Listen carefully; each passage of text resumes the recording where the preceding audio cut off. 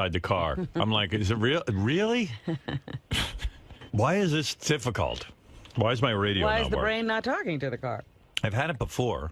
Really? The brain stopped talking to the radio. And something to do with the way they installed it. They hid the brain somewhere in the car that you can't reach.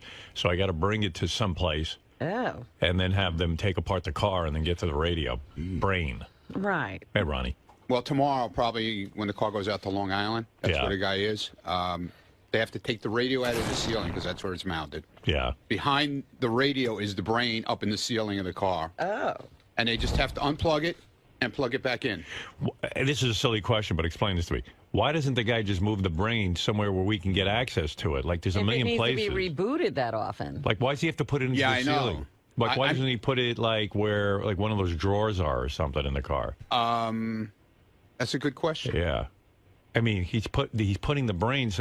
We know we regularly have to reboot it. Right. Which I don't even understand that about. Yeah, Saturday. I had it happen yesterday also on the radio on the front, but the brain is behind my seat, so all I do is unplug it like for 2 seconds, plug it right back in. Can't they put my brain behind your seat? Or can't they put it somewhere? I don't know. I'm gonna ask him. Yeah, ask him if he can move the brain. I'm going to ask him. It seems silly that we have to be a week without satellite radio. It's crazy, right? Yeah. It's ridiculous.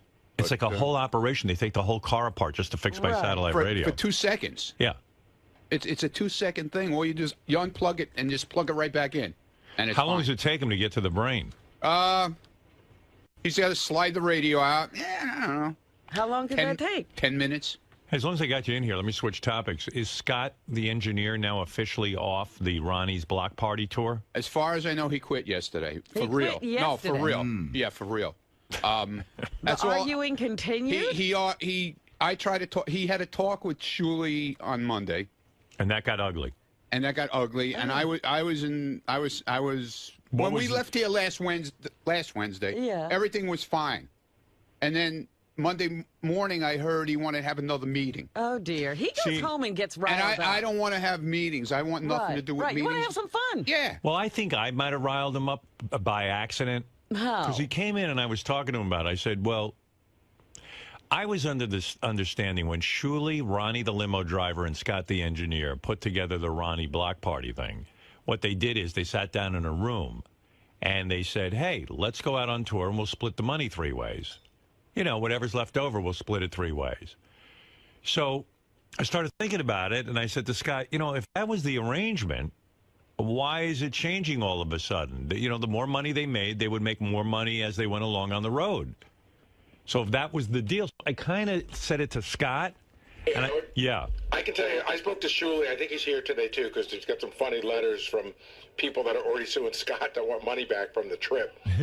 Well, he's already booked on Toronto. Right. The Toronto people want their He's money back. promoted on Toronto, and he quit the show. You can't do that. You got to give notice. Well, that's what I said to him yesterday. I said, well, if you're going to quit, you should do the Toronto show because, you know, you're already booked on it. Maybe he doesn't want to do the Toronto show because he feels you guys will be angry with him since he's quitting and he's going to take a lot of shit.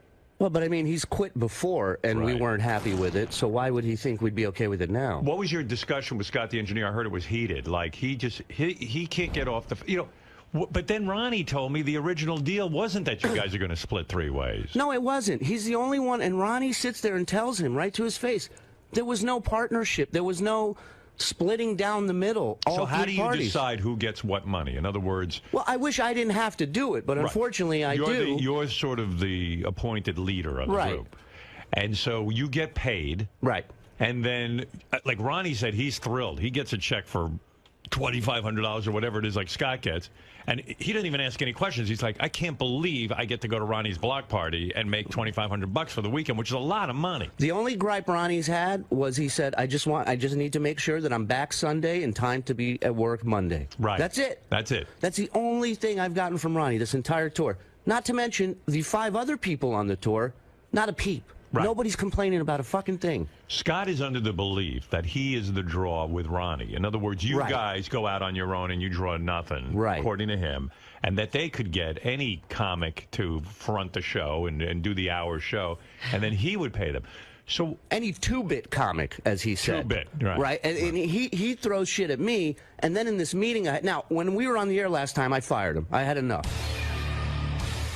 Shuli, I want a ruling on this. Is Scott off the show? No, he's off. He's done. He's done. You're never working with him again. And everything he's done here today Good. just I don't need this proves shit. that I'm making the right decision. Trying to throw us under the bus, making up shit. I was going to do it. I had no problem doing the shows. Of course you have no problem doing it. Of course. You're getting $2,500. Yeah, right. Yeah, really. But yet you have no problem fucking bitching about everything.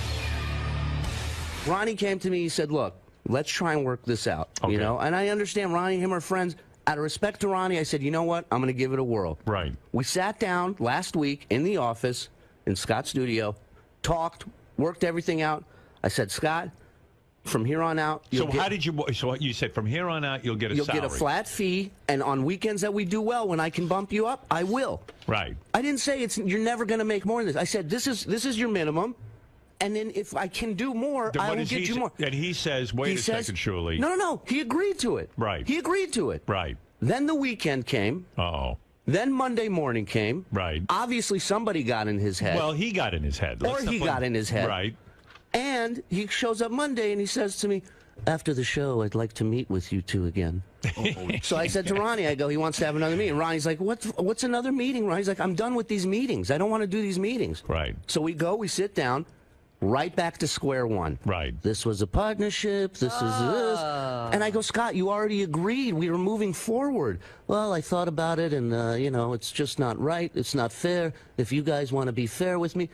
So I said, you know what, Scott? I go, you gotta let me know. Are you in or are you out? And then he said he's out. No, he says, I'll let you know my decision tomorrow. Wow, like the president. Yes. Right. So Tuesday I walk in. His decision. I go to him. The I Supreme said, Court. Yeah. I said, Scott, what's your decision? I need to know because I got shit I got to fill up. Well, you didn't know? he want you to open your books to him? Oh yeah. He wanted to break down. Why won't you? Why don't you give him the breakdown? Why don't you just say, hey, look, here's what I got. Here's what Ronnie got. Here's what you got. I got no problem with it, but it never ends with him. That's the thing. If I split everything 50-50 with him, there would still be something that he's not okay with. Because the bottom line is, he doesn't trust me. Right. I don't want to work with somebody who doesn't trust me. So why not just open the books to him and show him the split?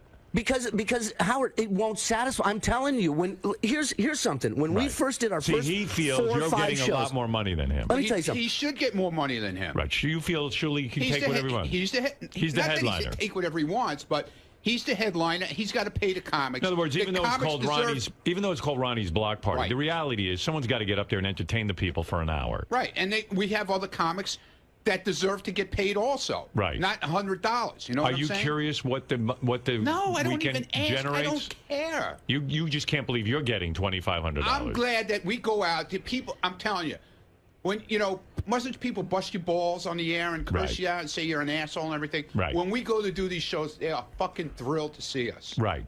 And I love it. I think it's great. When we did the first 4 or 5 shows, we drew nothing. We made nothing. Right. These guys, I made sure that they got paid. Right. Our promoter, Sequoia, lost money. I lost money on these shows. They got paid. Right. Scott knew when there were 40 people at one of our shows early on. He didn't ask to see the books then. No. He took his money and he shut the fuck up. He didn't offer was you fine. anything back. He didn't want to. He didn't want a partnership and this at that whole point? Robin Hood fucking thing that he's doing. Oh, I'm looking to reduce expenses for everyone else. And in these meetings, he looks at me and he goes, he has the balls to go, it's not even about the money.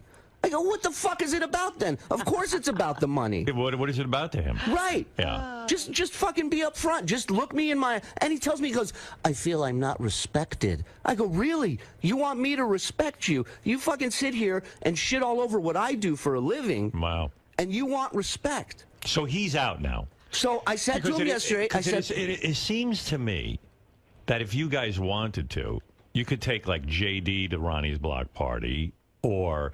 like Sal would probably be thrilled to get $2,500 for the weekend, and Sal actually does some stand-up. There's a line of people out there. Who's in the line? Yeah, but to replace Sal I think Sal, when Sal goes out, he wants big money. He wants big money, right? From what I heard, I don't know. Sal gets big money. I don't know for sure, but that's what I heard. Does Sal get big money, Shuli? I mean, I don't know if he gets it at every gig. Right. I know he wants it. We all do. But I don't know if that's a reality. I mean, why won't you tell Scott what you get paid? I have no problem telling him what I get paid. I told him right to his face, I make more than you. Right. And I'm going to continue to make more than you. How much more do you make than Scott? $7,000 more. No, I'm kidding. No. I just want him to have it. It really is a difference between $500 to $800 difference. So this guy's walking away. That seems fair for a guy who has to really entertain. And is doing all the managing, basically. Yeah, right. You know, Scott, I'm hearing this. 𝗁cie doesn't sound unreasonable. You're talking about a spread of $500 to $800 more than you. It sounds like a Jackie negotiation. You're saying $300 or $3,000? Oh, Mike 3. Okay, go ahead. Yeah. I'm hearing what 𝗁cie's saying. It's $500 to $800 more, and that seems fair to a guy who's got. You go out for a minute, and I know they're coming to see you and Ronnie too, but I thought from the beginning. I'm not going to argue. This is what I'm going to say. From the beginning, we were the three. We had an arrangement. They came. And we didn't make money the first couple of things. Right. No, you made money. 𝗁cie comes and says, the block party itself. Scott, you made money on the shows. Don't sit here and say all of a sudden we're all one unit now. I'm just repeating what you just said. The block party didn't make money, and we got paid. And then you came to us and said, if we each take X amount of dollars, you, me, Ronnie, that would be fair. We can go forward and make money. We'll take equal amounts. I agreed to that. So they said equal amounts. Well, we said equal amounts when there was no now money. That there is money, you want to take it out of the cash register before we have a chance to count it. Scott, what did you make for those first 4 shows? I don't. I'll tell you. You want me to tell you? $400. No. The first 3 shows we did you not make $800 a show? No, one show. Ronnie, what did we make the first? One show you made $800, right? And then after that, it was like we got to take less because nobody's making money. So well, nobody was showing up. I know that. I said fine. We all agreed to take and then it all of a sudden. So you went from 500 all of a sudden, to 2,500. Well, that was one show, and then it became 4 shows. So don't tell me that I went from this to that. It really didn't change the amount of money I was getting. Let me ask you this, Scott. In all honesty, let me ask you this. Out of all the people on the tour, why is it that you're the only one who has these issues? Why is it nobody else has come to me? Because nobody else made an agreement. Ronnie doesn't give a shit, apparently. He just So Ronnie made the agreement, but he just doesn't care. It was an idea. It was never a partnership. It was an idea. And your idea of a partnership, let me tell you how the partnership got started again. I said, Scott, would you be up for doing something on the road? Yeah. That's how the partnership got started. All right, let me did you ever say that we're going to go out and split it 3 ways? I never, ever once said, and Ronnie, if I said it, tell me now. If I ever said we are splitting everything down the middle 3 ways, tell me. Nobody ever said that. We all agreed to take the same amount of money. No, we didn't. No, we didn't. Because we always said we did. That's your problem. If you did say that. No, my problem is him. My problem is him. Nobody. I've just relieved you of a problem. Well, all right, so you're out. In other words, again, you've quit. Again, you quit. I didn't quit. Were you booked to go to Toronto? Yes. Or were you advertising that you were going to Toronto? Whatever they were doing. Well, of course we were. Then you should do Toronto and exit like a gentleman. But it's too late now, Howard. It's too late. I had to change the flights. Because as of yesterday, I said, "Are you in or are you out?" I need to know. Right. It's not easy. Who are you going to bring with you, JD? JD has stepped in. He's going to fill in, and that's that. And we're doing a rotation. We're going to take whoever wants to come. Who do you have in mind? Like, in other words, let's say it's JD. Like Regis. Anybody and everybody. It's like the Regis show, like Kelly Ripa's in audition. Anybody who wants to go from the show. I think Jason would be great. Do you think people want to see Jason on stage? I actually have gotten a lot of people on Twitter saying that they would want to see Jason. Tracy, I think, would be huge. They want to see Tracy. I would love to see Tracy. What's Tracy going to do on stage? Just fucking yell at this guy, yell at Ronnie the whole time for all I care. Come out and say douche and all that kind of stuff. That's more than Scott does. Listen, that's Tracy's got an act. Yeah, I mean, compared to Scott, she does. And that's Is there anyone you would reject from here? In other words, let's say. Oh, I don't know. I'm trying to think of somebody who's sort of... Steve Brandano. No, I would take Steve. You would take Steve the intern? Because he hosts the intern show. People know who he is. I see. Well, it's true. I mean, who the fuck is Scott? We're going to do a thing called... We're going to do a thing called... kind of a nobody. So I got rid of this. So I got rid of his problem, and I made it easy for him. We're going to do a thing called mystery guest. Go ahead. In each city we do, we're just going to say it's the Ronnie Munn block party with 𝗁cie, blah, blah, blah, blah, blah, to hit the But what if the mystery guest But what if the mystery guest is JD? Shouldn't you advertise that? No. Because people love JD. You don't know who's coming. You don't know. You don't know who's coming. It's a grab bag. Yep. You know, I don't know who made him boss. Would you have Richie Balinson come? I think we might have to draw the line at Richie Balinson. Richie Balinson is the guy who installs radios. The installer to the stars. Right. You wouldn't have him. No one wants to see him on stage. Yeah. What about? Look, I tried to talk to Scott yesterday morning alone. Would you take Ross Zapin? I can't imagine me on stage going, "Ladies and gentlemen, welcome Ross Zapin." Why not? It's the same thing. I would love to see what the reaction. Would you take any of the guys from Howard TV, like Scott the Phelan, I'd take in a second. He's a fucking party. But do you think people know Phelan? Yeah, they know him as Drunk Cam. They know him as Drunk Cam? Yeah. Boy, Scott, there's a lot of people. And all these people, by the way. Would you take Scott's intern on the road? No. Rafia? Yeah. I'd take her in a second. Rafia? Oh, yeah. You're saying she could tell all Scott stories on stage. It'd be great. It'd be like having him there. Yeah, and then he won't scold her and punish her afterwards. Wow.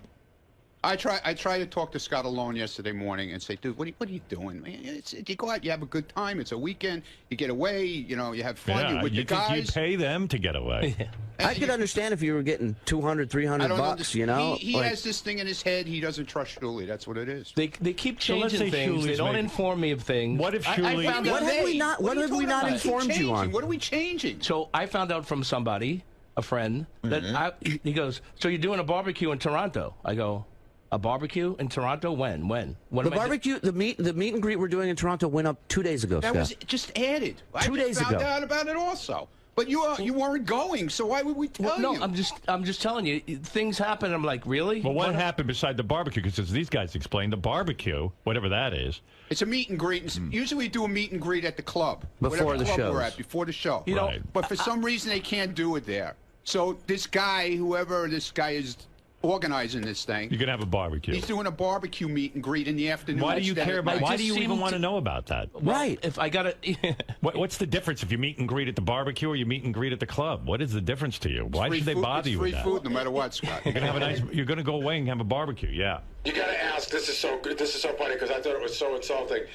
They did offer Scott the opportunity to make extra money in Toronto. Can you explain that, Julie? Yeah, I had a whole thing said. Scott doesn't even know about this. Yeah, but see, I don't ever know about anything. That's the problem. Well, this one I wanted to leave a surprise, and it wasn't something that you would be forced to do. But look, Scott wants more money, so I said, you know what? With all the airplay we've gotten the last couple of weeks, maybe people would be interested in trying to dunk Scott in a dunk tank. Right. So I told the guy, look into renting a dunk tank for this meet and greet. Right. Figure, line people up, That's $10 a throw. Does he get Scott the people keeps the money? every fucking penny. Right. And you'd probably pay a couple of bucks to. I'd shove him out of the way to get in the fucking dunk tank to make that money. I got a 2-year-old, man. He's still not getting it about the money.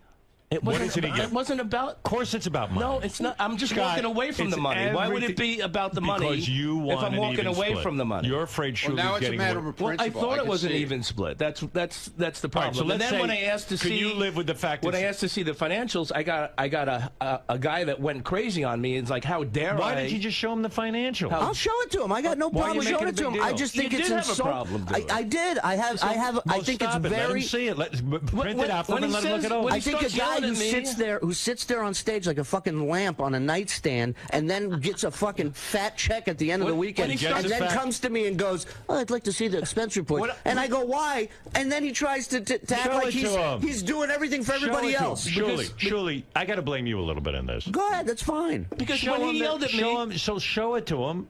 And then be done with it. What do you care if you're not doing anything wrong? I'm not, and believe me, I am done with it. Just say, here's what we brought in, and here's what we paid out. The guy sits here and talks about he wants respect. He gives none. Right. He doesn't respect you don't respect what I fucking do. He did call you a hack comic. Exactly. You don't respect what I fucking do. And I got news for you. I can go to school and learn what you do. You can never fucking learn what I do. You understand? I can learn. There's a bit. No, I get a year from now. Go up and do fucking an hour. Go up and do 10 minutes and get laughs without somebody writing something for you. You can learn what I do, but you couldn't do what I do. That's right, because I'm a grateful, appreciative human being. Okay. I couldn't do what you do. Yeah, you could. Yeah, you're right. I could. Now that I think about it. Wow. Well, so when he said, "I'm not showing it to you," how dare you ask for the financials? I'm like, well, what are you hiding? That's what made me think they're hiding something. He's got a point. Show it to him. He's so full of shit. Right. It's too late now. First of all, I didn't approach him like that. I said, Scott, I walked in very calmly. I said, Scott, was there a problem with the weekend? Are you not happy with what you got? No, I'm fine with what I got. Okay, well then, why are you asking to see the expense report? Can I ask you a question? I heard through the grapevine you're trying to organize Scott the Engineer's block party. No, that was a joke.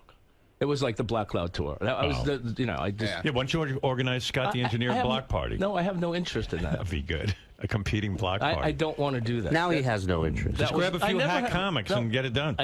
Show him how it's done. I never had any interest in doing I my own. I got names of some other 2-bit comics if you want to. Don't you have a whole pack of 2-bit comics you hang around with? Oh, yeah. Yeah, go ahead. Sal just ran it. Sal, say what you just said, Howard. Scott already offered Richard and myself the Black Cloud tour. I just said that. I just said that was a joke. That was a joke. That would sound like a joke to me. I went into those guys and said, "You want to do the Black Cloud tour?" I wasn't. Yeah. But okay, listen, that's good. Sal just said privately in his office it was a joke. Yeah, I went. Oh, please. Get it? Get it? I'm not a comedian. That's See, part of my dude, you stand-up. can't talk about anything around here without anybody finding out. I'm not a comedian, so obviously that wasn't a good joke. Well, anyway, it's the end of... It sucks. It's still a Ronnie's block party, but yeah, you're upset. No more Scott. Yeah. You like going out with Scott. Yeah, like, he's my friend. Right. Unfortunately, he's leaving.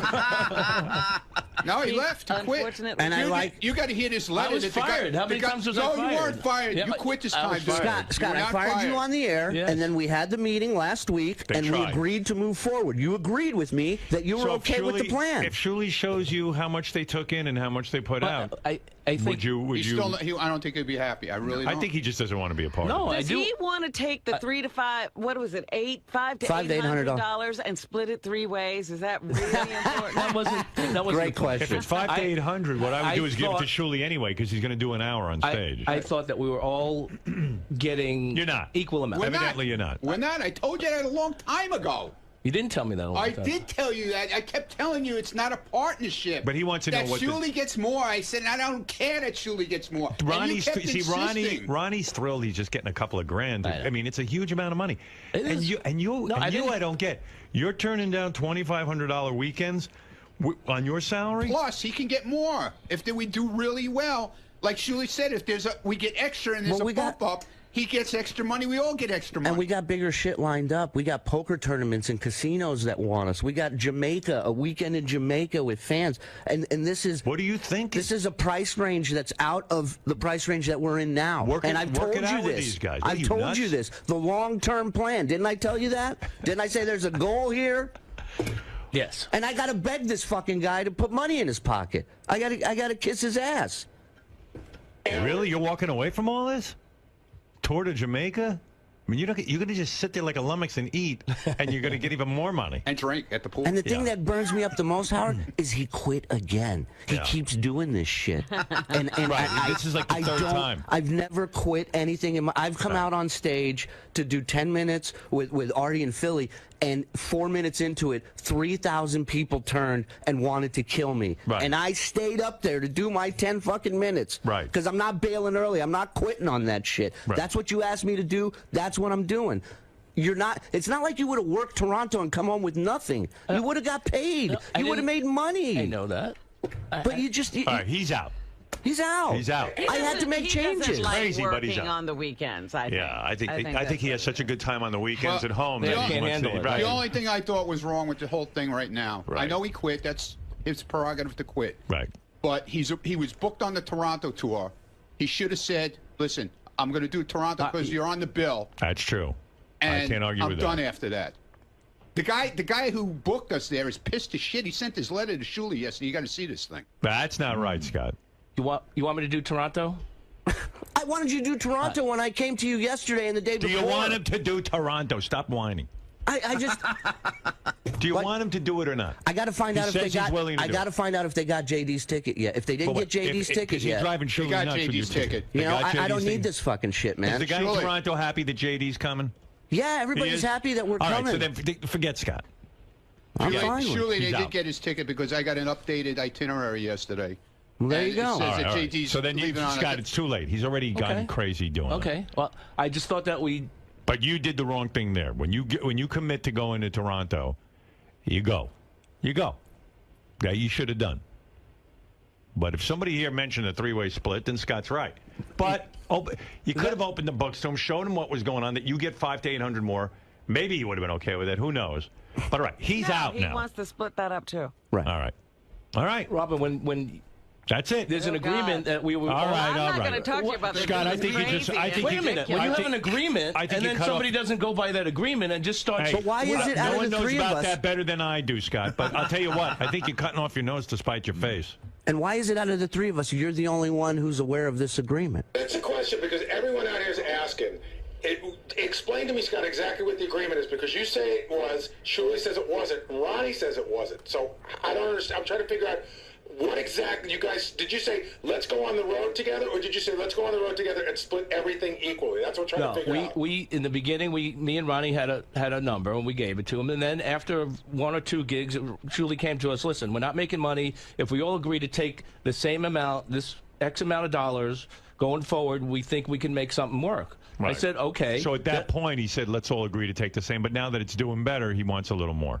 Yeah, but that was never explained to me. All right. Well, I mean, there you go. In all fairness, right. Scott, but in all fairness, Scott... Here's my problem with the whole thing. When this started out, Scott could have said, I'll handle managing, because he doesn't do anything else. Right. He could have said, I'll handle the books. All right, I don't do anything. You don't? Anywhere. I don't do anything Really? anywhere. I mean, I don't know what you do. And that way you guys can I tried to do comedy. perform. I tried to do comedy. They wouldn't stand for it. They wouldn't let me finish. Well, the think the audience was more against it than right, we were, right. Scott. In all fairness. All right, guys. Listen, I'm going to sum this up. Here it is, Robin. Now you're He'd going to know. what the book said if he was doing that. The answer is Ronnie's block party, as we knew it, is now Ronnie's block party with guests who will accompany these guys. The mystery block party. The mystery block party. Scott the engineer is out. It's a mystery why people are buying tickets to this show. Right. I don't know why anyone's involved with this in the first place. I don't know how this is even going on. It's the funniest business It ever. really is. I think our fans have lost their mind. Having to go sit and watch Ronnie yell on stage at women to take their tops off. It's crazy, but look, They people love it, seem man. to they love it. They do. According to him, they love it. They do. And if Shuli, he wouldn't, do and they if love it? They absolutely do. And if Scott wouldn't have missed that Chicago-Arizona weekend, and we brought JD with us, like, Scott would have leverage in this situation by the means that, you know, I don't know if people want to see somebody else. Maybe they are coming just to see Scott. But with the fact that we used JD and we saw the turnout and the energy and the way the show went, I mean, that was so kind of... JD is in Toronto. Here's a perfect example, a quick example. Chicago and Arizona, he didn't go to. Okay, Right. We did really well there. Right. And everybody got more money. He would have got more money too. Right.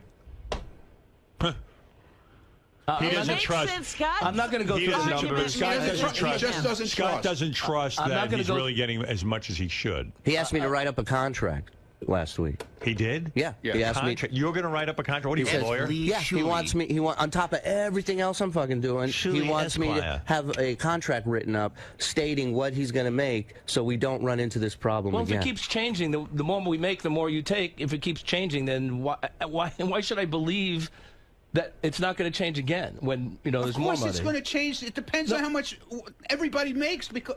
There's how many overhead, there's tickets we expenses, sell? there's He hotels. wants to see it. He wants to see I what's know. going on. I know. I don't want to see. I don't give a shit. I know there's Give expenses. me my check at the end of the week and I'm happy. I go home. All right. That's what I got in it for.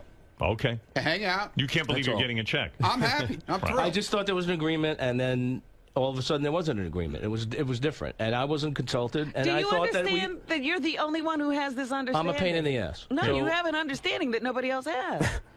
Do you understand that? No. All right, boys. I don't know how to resolve this other than I don't know either. I tried to talk to him It's yesterday resolved. alone. Scott's off. It is resolved. Scott's sitting He home. quit. Ronnie, I know you're upset. You like going out on the road with Now Scott. I get to mow the lawn every weekend. Right. So what's wrong with that? So Scott doesn't seem all that broken up about it. I guess not. No, I'm not. I You told know, you. he makes enough money here. He I doesn't do. need any I extra. made a ton. right. So. What can I say? Well, there he goes. You guys are upset because he's turning down $2,500 a weekend, and you're like, holy mackerel. He's like committing suicide. He's like with Jackie. I know the feeling. I just sat down I'm with sure. Jackie on a private jet coming home from Vegas while Jackie was stuffing himself with shrimp cocktails and drinking and everything else. And he said to me, I don't know. I think this is my last trip. I go, really? He goes, yeah, my contract's coming up, and I think there's going to be a lot of problems. And how many times did you think to yourself? And then I went, well, what problem is it? You're making millions. Millions. Right. Millions. Right. I go, you have no idea. People in radio don't... Well, you know, we're the Beatles, and I think, you know, I could be doing a lot of other things, like punching up scripts. I go, who's going to hire you to punch up a script? Oh, you'll see. You should have punched him up. You told me, you held me back. I said, I held you back how? At the Friars Club, they don't want to put me on a roast. I go, why would they do that? They don't like you, so they don't like me. I go, really? Everything is back to you. Yeah, and then I go, well, and you know what? You're making a lot of money, and, you know, I feel like I'm a huge part of that. I go, you are a huge part of that. Yeah, but I should make a lot, and you should open your books to me. He started in with that. He goes, on the E, when they add a market or they add a market in syndication, I should get more. So if you tell me, in each market I want 25,000, and then I go, whoa, really? You think in each market you should get more? You're making a fortune. I said, do you know I can do the show without you? I'm not doubting you can do the show without me, but if this is going to go on, books have got to be open. Oh, okay, goodbye. That's how I feel. That's how I feel. But Jackie and I never had the understanding that there was going to be a three-way split. Well, it seems to be the same thing here. Jackie had an understanding of what should be that nobody else did. Yeah, he had his own understanding.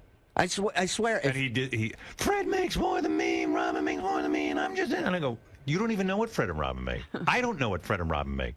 How would you know that they make more than you? I know. I go, you don't know. You don't know what Robin makes, and you don't know what Fred makes. And that's the thing, you know. It just, I can imagine you sitting there and in your head going, what the fuck is going on with this guy? I said, I can't imagine another writer, whether television or radio, that makes the millions he makes. I'm talking about, you know, like on Jay Leno's staff. Yeah. Jay Leno has 16 writers. I don't think any of them were making millions. I don't think on David Letterman, I don't even think his executive producer makes millions. I know comics who write jokes and send it in for his monologue and get made $50, $20. $50. Yeah. That's what I said. Well, how about we pay you I'll pay you the best rate in the business. I'll pay you $50 a joke. You know, and then if you write 10 jokes, you get $500 whole dollars. I was talking to a guy the other day. He just started doing stand-up. He's doing it a year. I said, how do you like it? He goes, I just hope to be able to make $25 a night here in the city. Right, $25 a night. And when I met Jackie, he was making $50 at a bachelor party. Right. And I'm insulting him. Yeah. You know, and it's like, I don't need it, dude. Listen. All right, so, Scott, it's over. It's over. That's it. Well, you seem okay with it. It seems like a reasonable conclusion to this whole thing to Scott. All right. Okay, guys. All right, it's over, everybody. That's what I'm trying to establish Everybody move on. Yeah. Block Party is reborn. Block Party is a whole new Block Party. JD's the man now all of a sudden. Or maybe someone else. Right. It's a mystery guest. Yeah, the mystery guest. Maybe a mystery guest. But by the way, you remember how JD was like not into this at all at first? Right. We had to totally twist his arm and do it.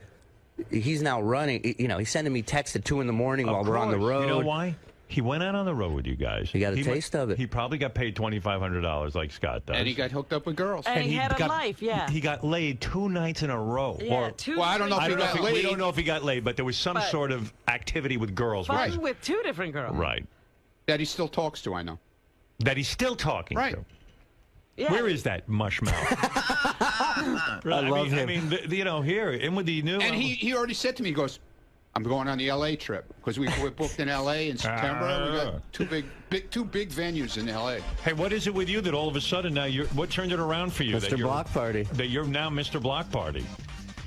What happened? Could you spend an hour getting the headphones on? He can't swallow a pretzel. I'm sorry, they're new headphones. He can't put on headphones. Well, they're new. What do you want from me? They're no different than the other ones. No, they are. Yes, they are. All right. Take them out of the wrapper. Look how big this thing is. Listen, I am not big on... I already think you're way more entertaining than Scott. I'm not big on traveling and stuff. Right, who is? But, you know, it's definitely fun to be with Ronnie. You got girls. I will say I had a lot... it was a better time with Ronnie than it was with Scott. Right. So, I mean, I love Scott, but he's not Ronnie. He's no party. So you're into it. I mean, you were texting Shuli, I want in on the block party. Well, I mean, I saw the tweets and stuff of them out in San Francisco, and it is a good time to hang out with them. We went to him yesterday, Toronto, because Scott quit. Yeah. He's there. No argument like with Chicago and Arizona. Well, my demands were met, so why not? Your demands were met, all right. 2 hot chicks. Your demands were met. So you think you'll be meeting new chicks in the big Toronto trip? I don't know. Oh yeah, definitely. Oh yeah, what do you mean? How do you know? Because I got girls on Twitter already tweeting me to bring JD instead of Scott, so they're waiting for him. It's like this Twitter pimp. Wow. Yep. They're waiting for him to meet him. Yeah. Yeah. No bullshit, It's dude. unbelievable. It's unreal. Howard, at one point, I'm backstage. Ronnie and JD are on stage in Chicago, and there is like 20 chicks with their hands, like the Beatles, with their hands up, running to the front of the stage. And I'm going, in what world do chicks run up to these two guys like that? Very surreal. Wow. Yeah, no wonder you want to be on the tour. It's all right. And you get money. Shuli, don't even pay him. Well, come on. Then I quit. Now, will he get what Scott got? Yeah. Absolutely. Yeah. Absolutely. And he'll get bumped up if we make more money. He's going to get bumped up just like I will and everybody else will. You'll have a girlfriend in Toronto, a girlfriend in Chicago, a girlfriend in, where was the other place? L.A., San Diego. And soon to be Jamaica. Well, I don't know about Jamaica. We got Rhode Island. We got Long Island. We got New Jersey. Yeah, Long Island's All a little coming up closer next. to home. That's all next month. Yeah. Do you know about any of these girls that want to meet you that Ronnie's talking about? Listen, He knows. He does? How does he know? He keeps it quiet. He knows. He's so quiet. He can't talk. Look at this team. I mean, who wouldn't pay money to see these two? In a second. So you all set for Toronto? Do you know what you're going to do on stage? I mean, nothing with Ronnie. I hope he does this. I gotta say, when we get together backstage, and we put things together just like that, boom. And you guys just sort of improvise. And we do it. Yeah, we do Well, I it. sort of go after Ronnie's lead. It is Ronnie's block party, so I just sort of followed his lead. There was sort of one thing that Can you imagine 10 years from now, JD's paying child support in 10 different countries? He's like ODB. That ain't happening. Why don't you eat a pretzel on stage? That was funny yesterday when you eat a pretzel. Maybe I'll and then do that. talk. You put shit in his mouth and let him talk. Eat a pretzel and read Ronnie's winter poem. Okay, here I am with a bag of chips in my mouth. Okay, now These are his impressions. I'm gonna put my mouth full of watermelon and do Sly Stallone. Wow. It's crazy. All right. Well, good luck, boys, on the road. Well, and thanks, JD, man. good It's luck. all because of you anyway, so. Oh, there you go. Thank you. Could the Scott mystery guest... considers himself quite a Well, draw. Let me ask you the last Hey, can we question. take you one weekend? No, I'll be the mystery He's guest. the mystery guest. Could the you mystery too. guest ever be Scott the engineer? Like, would that ever happen, you think? Like, all of a sudden he Yeah. shows up? Why not? Why not? It could be. All right. Wow, that'd be crazy. Can you imagine that now, instead of taking $2,500, He's getting he's nothing. going to sit at home and get nothing. And mow the lawn. And then JD's going to have $2,500 plus Plus girls. chicks.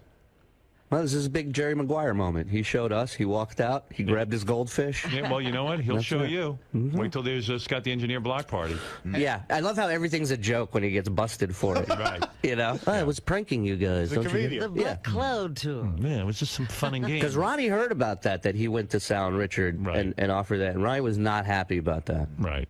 No, I felt that. Yeah, he was undermining Yeah, it. really. I thought it was Yeah, really wrong. and he I could thought do was it with my you friend, if but I he guess really not. wants to do it. He could do it with you guys. Yeah. All right, guys. Thank you. All right, man. All right, Thank JD. you. Good luck, man. Thank you. How many girls do you have lined up from in Toronto? Like right now? Couple. A couple. Yeah, at least a 2 couple. or 3. Maybe 3. 3. Maybe more. Who knows? You know, you don't know who's. There's a lot. I know It's there's a just lot of been girls showing up announced, in yeah. Toronto. Ever Because since he I'm did getting- well on that ugly app, he's I see him. No. What's that? Ever since he I did don't well wanna on that talk- ugly I app. won't talk about that. What, the ugly app? He doesn't like that, you know. I won't. I don't even. Ugly bring app that beat up. out Angry Birds is number I one. know, whatever. Good Yeah. luck to him. I hope he puts his kid through college. It's great. All right. All By right, the way, boys. Howard, I just want to tell you, last week when I fired Scott on the air, I got an email when I got back to my desk from Grillo. What did he say? God, Grillo wants on the He wants in? The email said, I can do 5 minutes and I don't complain. Is Grillo someone you'd consider taking out on Why the road? not? We'd let him go up and Grillo do hasn't 3-5 been with the minutes. show for like 20 years or something. Yeah, we'll give it a shot. But he's associated, so it could be even like KC could end up on the show. Right. Yeah. Definitely, for sure, Right. KC. Yeah. Oh, wow. Absolutely. Doors wide open, man. It's like a variety show, this thing. King of all blacks, you're on the air. Yeah, Howard, I think that the money is a distraction. I think that his wife told him that he wants him home on the weekend. I don't know. She's got to want money, too. I think she's probably angry about this. I don't know. You know, everyone used to blame, like when my situation with Jackie or something, they blame like Jackie's wife and stuff. But point is, it was Jackie. Right. You know what I mean? Jackie had to have a brain in his head, too. Yeah, well, you got to No figure woman ever told me what to do in business. Yeah, you got I figured it out for myself. The final decision's got to be his, right? Right. Well, at the end of the day... mystery guest? What's that? I'll be a mystery guest. Yeah, we don't have black people on the tour. Sorry. Thanks, King. Wow. That's pretty harsh. Yeah. You don't need the money, man. King of all blacks could be on the tour. Absolutely. He doesn't need the money. He's got I love him. All right. Thank you, King. All right, boys. Enough of Thanks, this. man. People write me letters. Thank Don't talk about Ronnie's block party. All right. All right. Scott, it's over, Johnny. My name's not Johnny. I'm sorry, it's over, Scotty. Well, I don't know if you got This controversy sort of went out with a whimper. No, what am I going to do? Well, did any part of you think, let me just suck it up, it's extra cash, or your principles are just too strong this time? I have strong principles. I'm going on the LA trip. And you just figured that Shuley's doing some shady things behind the scenes, maybe with that Sequoia character as well. And there's a huge lack of trust for you. What happened? Listen, I don't know what was going on, but they wouldn't tell me what was going on, so I don't know. So obviously, I don't know what was going on. You know, and when somebody doesn't want to tell you what's going on, then they already put suspicion on themselves. So. Yes, they are. I don't know. I don't think I was asking for a lot. In other words, well, it all just backfired according to everybody else. But I mean, you know, if I asked for equal, which I thought I deserved, I thought we all deserved equal, then we could make $10 one weekend, and then I'd be out all that money. That was kind of a gamble on my part as well. So I don't see where I'm doing it for the money. I'm walking away from all that money. So I guess my principles are too strong. Right? Are the Jackie comparisons unfounded? Do you Yeah, believe that they're accurate? Forget Jackie. All right, they have nothing to do. He didn't have an agreement with Howard. Howard had nothing to do with it. I thought I had an agreement with these guys. I thought we were three together in this. We promote. We do. You know, nobody does more than anybody else. Shuley goes out for more. 15 minutes more on stage than me and Ronnie. I don't know. I don't see where the comparison is. We're on the road the same amount of time. We're at the venues. We're at the meet and greets. I don't think anybody does any more than anybody else. We do all the promotion. We do it all here. I don't understand where one person thinks he deserves more than another person. Okay, we all did equally. So that's a problem with me. So I don't understand that. That's all. Plus, your phone charges have to be through the roof with all the roaming. Oh my God! The data use. Oh my God! I got to use my phone. It's wear and tear on the phone. I'm gonna have to get another phone. I mean, really, they don't pay that expense. Scott, in all seriousness, how many hundreds or thousands of dollars away are you guys from an agreement? Like, how much could he throw at you? It's not a lot, and I'm trying to tell you, it's not the money. I'm trying to tell you that it's not a lot. So, it's just a point of me being fair. It's just about being fair. About justice. So I don't think they were being fair, and that's the American way. If that is my fault, I mean a fault of mine, that I wanted things to be fair because I thought we started this together, and we built it together. All of a sudden, somebody decides, hey, we're making a lot more money. Let me go in the cash register before everybody gets to count it. I think that's what happened. So, you want to come and discuss among us. All of a sudden, you're giving yourself a raise. I don't know who made him boss anyway. So, whatever. That's the way it is. And they don't, want to talk about things. They, want to go ahead. Like I said on the air, they book things without me knowing. Scott, we're going to prop you up, and you have to be here, and you have to be here, and you have to be here. I don't work for him. I thought it was like we worked together. All of a sudden, he was the boss. That's not going to happen. I don't work for him. So, if honesty and integrity are wrong, then you don't want to be right. whatever.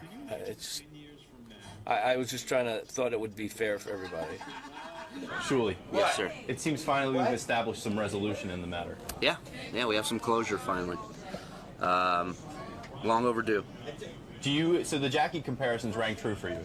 That's all I could think about when this whole thing was going on was, you know, I imagine this is what it must have been like dealing with Jackie. Like, you know, it's somebody that is just never happy. They're never going to be happy, you know. I could open every figure to him that he wants. It's still, he's going to find something to complain about and bitch about.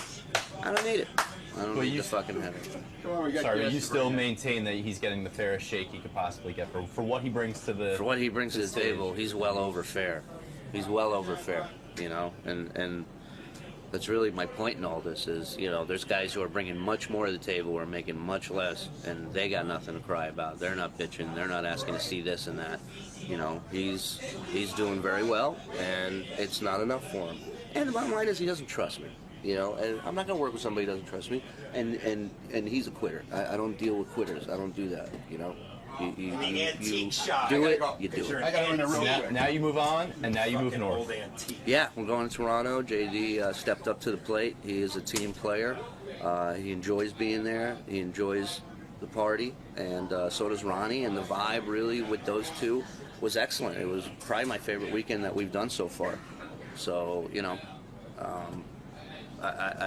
look, I'm excited. I'm just glad this is over with. I've been stressing with this for the last few weeks, and it's just been making me nuts. And I got enough shit in my life. You know, this guy's life's almost over. I don't know what the fuck he's worried about. You know, mine's just starting. I got a fucking kid to raise. You know, and I gotta fucking hold this guy's hand through life. I'm tired of holding people's hands. I just want to hold my hand. That's all. JD, now you become a permanent fixture on this tour. You're the permanent replacement. I guess. I don't know. Your first few forays into the block party world were extremely successful. Do you feel pressure to maintain this success? Of course. How do you plan on combating that's almost, that's probably the one of the reasons why I'm a little hesitant to go out and do all the shows, because then I put pressure on myself that if they don't sell out, then I'm like fucking, or something, you know what I mean? So, if they're not a success, in your wildest, terrible. Nearly 10 years ago, you started here as an intern. In your wildest dreams, did you ever see yourself being a money-making act on the road? No, I did not. I still don't. I don't. You know. We'll start to believe it, Mister, because it's happening. I guess. Ron. Yeah. Let's talk block party. Let's talk it. Let's talk future. All right. Finally, some resolution for your boy Scott. Not the one you'd hoped for. I'm not happy about it. Believe me. I don't know if he believes me, because I know he doesn't trust Shuli, so I don't even know if he trusts me, to be honest with you. You can't work in an environment like that when you don't trust somebody. I don't know how he, you know, whatever. Shuli told him he makes more money than him. I don't understand it, but I tried. I tried to talk to him yesterday, along with me and him, and he's just got this thing in his head now, and that's it. And I think, to be honest with you, I think he's sorry. I don't know. I'm not sure. But I don't know. I mean, I'd love to see it turn around. But right now, for the Toronto trip, they already booked his plane ticket. We took a hit. We're going to lose money because of him not coming now. Because they already booked his plane ticket. So he gets his plane ticket. You know, it's good for a year. You know, and he does what he wants with it. But we're the ones who have to pay for it out of the money from the weekend, you know. So I'm not happy about it, but the show must go on, as they say. And we'll you know, I like the idea of this mystery guest thing, you know, bringing different people on the tour. Let the fans see different people from the show. Be great. We could even bring Penthouse girls that have been on the show. We could bring Rick's girls that, you know, that have been on the show. We could bring, you know, anybody who's associated. We could bring as a mystery guest. I think it would be cool. Are Scott's fears and lack of trust justified in your opinion, or is he just being completely over the top? Dude, and I'm being totally honest. If I cared that much, I would be in the same position. asking to see breakdowns and all that shit. I mean, my name is on it, okay? Plain and simple, it's the 𝗦𝗵cie Block Party. But to me, it's fun. I'm not looking at it as a fucking business like the way he's looking at it. I'm looking at it. You go out on the weekend, and like I'm telling you, you've been to our block parties in the beginning. Even in the beginning when we weren't selling shit tickets, people still came to see us. They were thrilled, right or wrong. You were there, and they. Rob, the other camera, he goes on our road trips with us. He could tell you, man, people, they love seeing us. They love sitting there. They love taking pictures. They love hanging out. They love having a drink with us. They love the show, even though, you know, sometimes it's a train wreck, but whatever. People love that we come. So you do it for the love and for the fun, and you make some money that's secondary, and it's great. And some money, it's a good weekend's pay, man. Right, that's the other thing. He's throwing away a lot of cash right now. I don't understand it, but you'll have to ask him. You can only lead a horse to water. You can't force him to drink. I tried to make him drink yesterday, but it didn't work, obviously. He's got this hang-up with 𝗛cie, man, about money. He's acting more like a big bald mule than a horse. Well, what can I say? The show must go on, and it will. Yeah, we got, you know, JD's coming to Toronto. They already booked his plane ticket and canceled it. Well, not.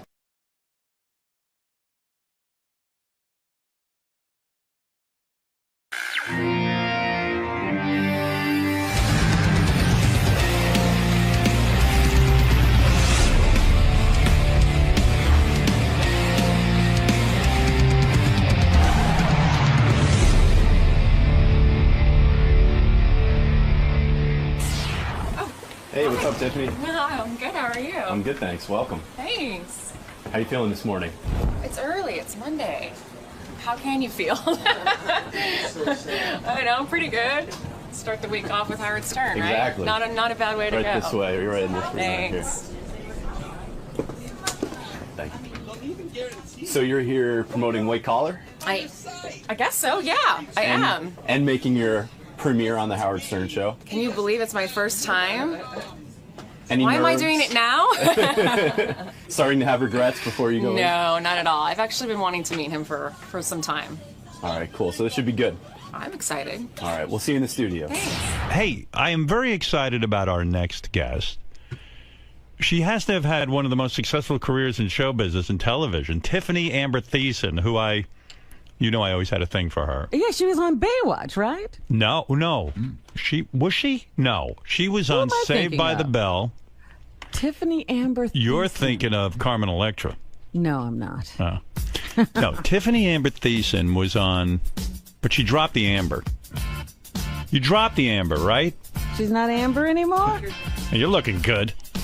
No doubt about that, but she's just Tiffany Thiessen now? Thank you. Why lose the Amber? Because you wanted an image change? Well, I didn't really think about it. It was more my old agent at the time. Thanks, honey. But I always liked the Amber. You did? Yeah. Well, you're a good-looking woman. Jeez, I used to beat off to you every day. Pretty much. You were watching that children's show? No. I was going to say, really? Watching that show? No, on 90210 I beat off to you. Please, I'm not a pervert. I mean, I am a pervert, but not that bad. No, not when you were on the kids show. But I knew you'd grow up to be good-looking. Oh, thanks. Being good-looking is a blessing, though. It's almost like a superpower. It opens doors. You get into acting. I mean, Well, I say that about, well, yeah, I could say that a little bit. Also, pregnant. Being pregnant is kind of like a superpower. People are nicer to you when you're pregnant. At least, well, I think. I'm more interested in the good-looking superpower. Anyone can be pregnant. Right. Well, not anyone. No, a lot of people. Okay. It's pretty easy. But were you a good-looking kid? You must have gotten into show business like when you were 5 or something. I was about 8 years old, I want to say. Who forced you into that? Your parents? It wasn't really a force. I kind of just started doing modeling here and there. How do you get into modeling at 8? Your mom's got to put you in that. No, actually, my uncle was a photographer and was friends with an agent. And they saw pictures of me, and then they asked, and I would do it after school. I stayed in school, And when you're a model at 8, you're the most popular kid at school, right? No, I wasn't at all, actually. Where'd you grow up? In Long Beach, California. And what school did you go to? I went to Marshall Junior High, Cubberley Elementary, and then Marshall Junior High, and then I got Saved by the Bell right after that, and then I was tutored the rest of the... And you weren't popular in school? Not in junior high, no. I had one friend. Is it because you were so extraordinarily good looking? I don't know what the reason was. It had really. to be the girls that were jealous and hated you. Well, no, I think I was missing a lot of school, because I was working, that I wasn't there a lot. Right. To really probably connect with a lot of kids. And you were already a star in your... Well, you were in commercials and stuff, yeah. and then you got Saved by the Bell? Correct. How old were you when you got that? Just turned 15, just before I was 15. That's a big deal. Yeah. Big bucks, right? You start earning right away. No. It wasn't? No. How many I wasn't Disney Channel kid. No, not at all, actually. How many years were you on Saved by the Bell? I was, 4 years on Saturday morning, and I think we tried to do like a half season, and then we got canceled on primetime. So, and it wasn't until primetime until we could actually ask for money. So who negotiated your contracts? Your parents were involved with the business manager and stuff? No, actually, I had an agent at that point. And he negotiated that? But it was crappy money? It was crappy money. Because you wanted a break? It was my first break. What are you going to say? No to that? For a kid of 15, I bet you it was good money. And yeah, I mean, I guess so. I honestly didn't pay too much attention to it, know? You moved out of your house when you were 16, right? I was 17, just before my 18th birthday. That's nice. And you became emancipated? No, I never did, actually. You like your parents? I actually like my parents. Oh, you do? My mom lives with us here in New York, helps me take care of my daughter. But when you moved out of the house at 16... Why are you moving out? 17. 17. Yeah. I mean, it was really, and I'll be totally honest, it was really because I didn't want to take the drive from Long Beach to Los Angeles every day with that traffic anymore. Right. And then my dad, actually, the one thing that I was able to do, that he said, the only reason I'll let you go is I'm going to teach you how to shoot a gun. So he took me to the shooting range, and he taught me how to shoot a gun, and then he felt a little bit better. I mean, but what fun to be 17, to have money in your pocket, and to be on your own. Is that a recipe for disaster? You wouldn't do. You have a daughter, right? I do, yeah. You wouldn't allow your daughter to move out of the house at 17. It's crazy. It's different times, and I know my mom probably said the same thing, and so did my dad. And did you go berserk? I didn't, actually. I really felt like I was a pretty good kid. Yes, I may have done a few things that I'm sure my parents weren't. A little weed? Maybe, yeah. Coke? No, never. Shrooms? Nope. Hash oil? Nope. Forget that. How much sex were you having? I actually had a boyfriend, so I had a serious, Who was your boyfriend back then? An older guy? He was older. How much older? 5 years older. No kidding. Whoa. So you're 17, he's 22 maybe? Yeah, but funny enough, I had been with him already for a few years. Wow, no kidding. Yeah. Like you started seeing when you were 14? What? Wow. Yeah. A 19-year-old you were dating? Yeah. No kidding. I was dancing a lot, too, as another kind of passion of mine. And not in the clubs, you mean? No, yeah, not on the pole. Can you imagine? I my parents let me do that. Gee, they there's had a a hard time with me 14-year-old. moving out, but they were okay with me dancing at night. What type of dancing were you doing? Just like, all kinds. Jazz, that kind of thing? All that. Tap, ballet, all of it. Oh, you were so hot, man. Yeah. This guy went, but he was tagging you when you were 14, for crying out loud. Did you have breasts at 14? I don't think I did, no. Were you fully developed? No, not until later. I developed kind of late.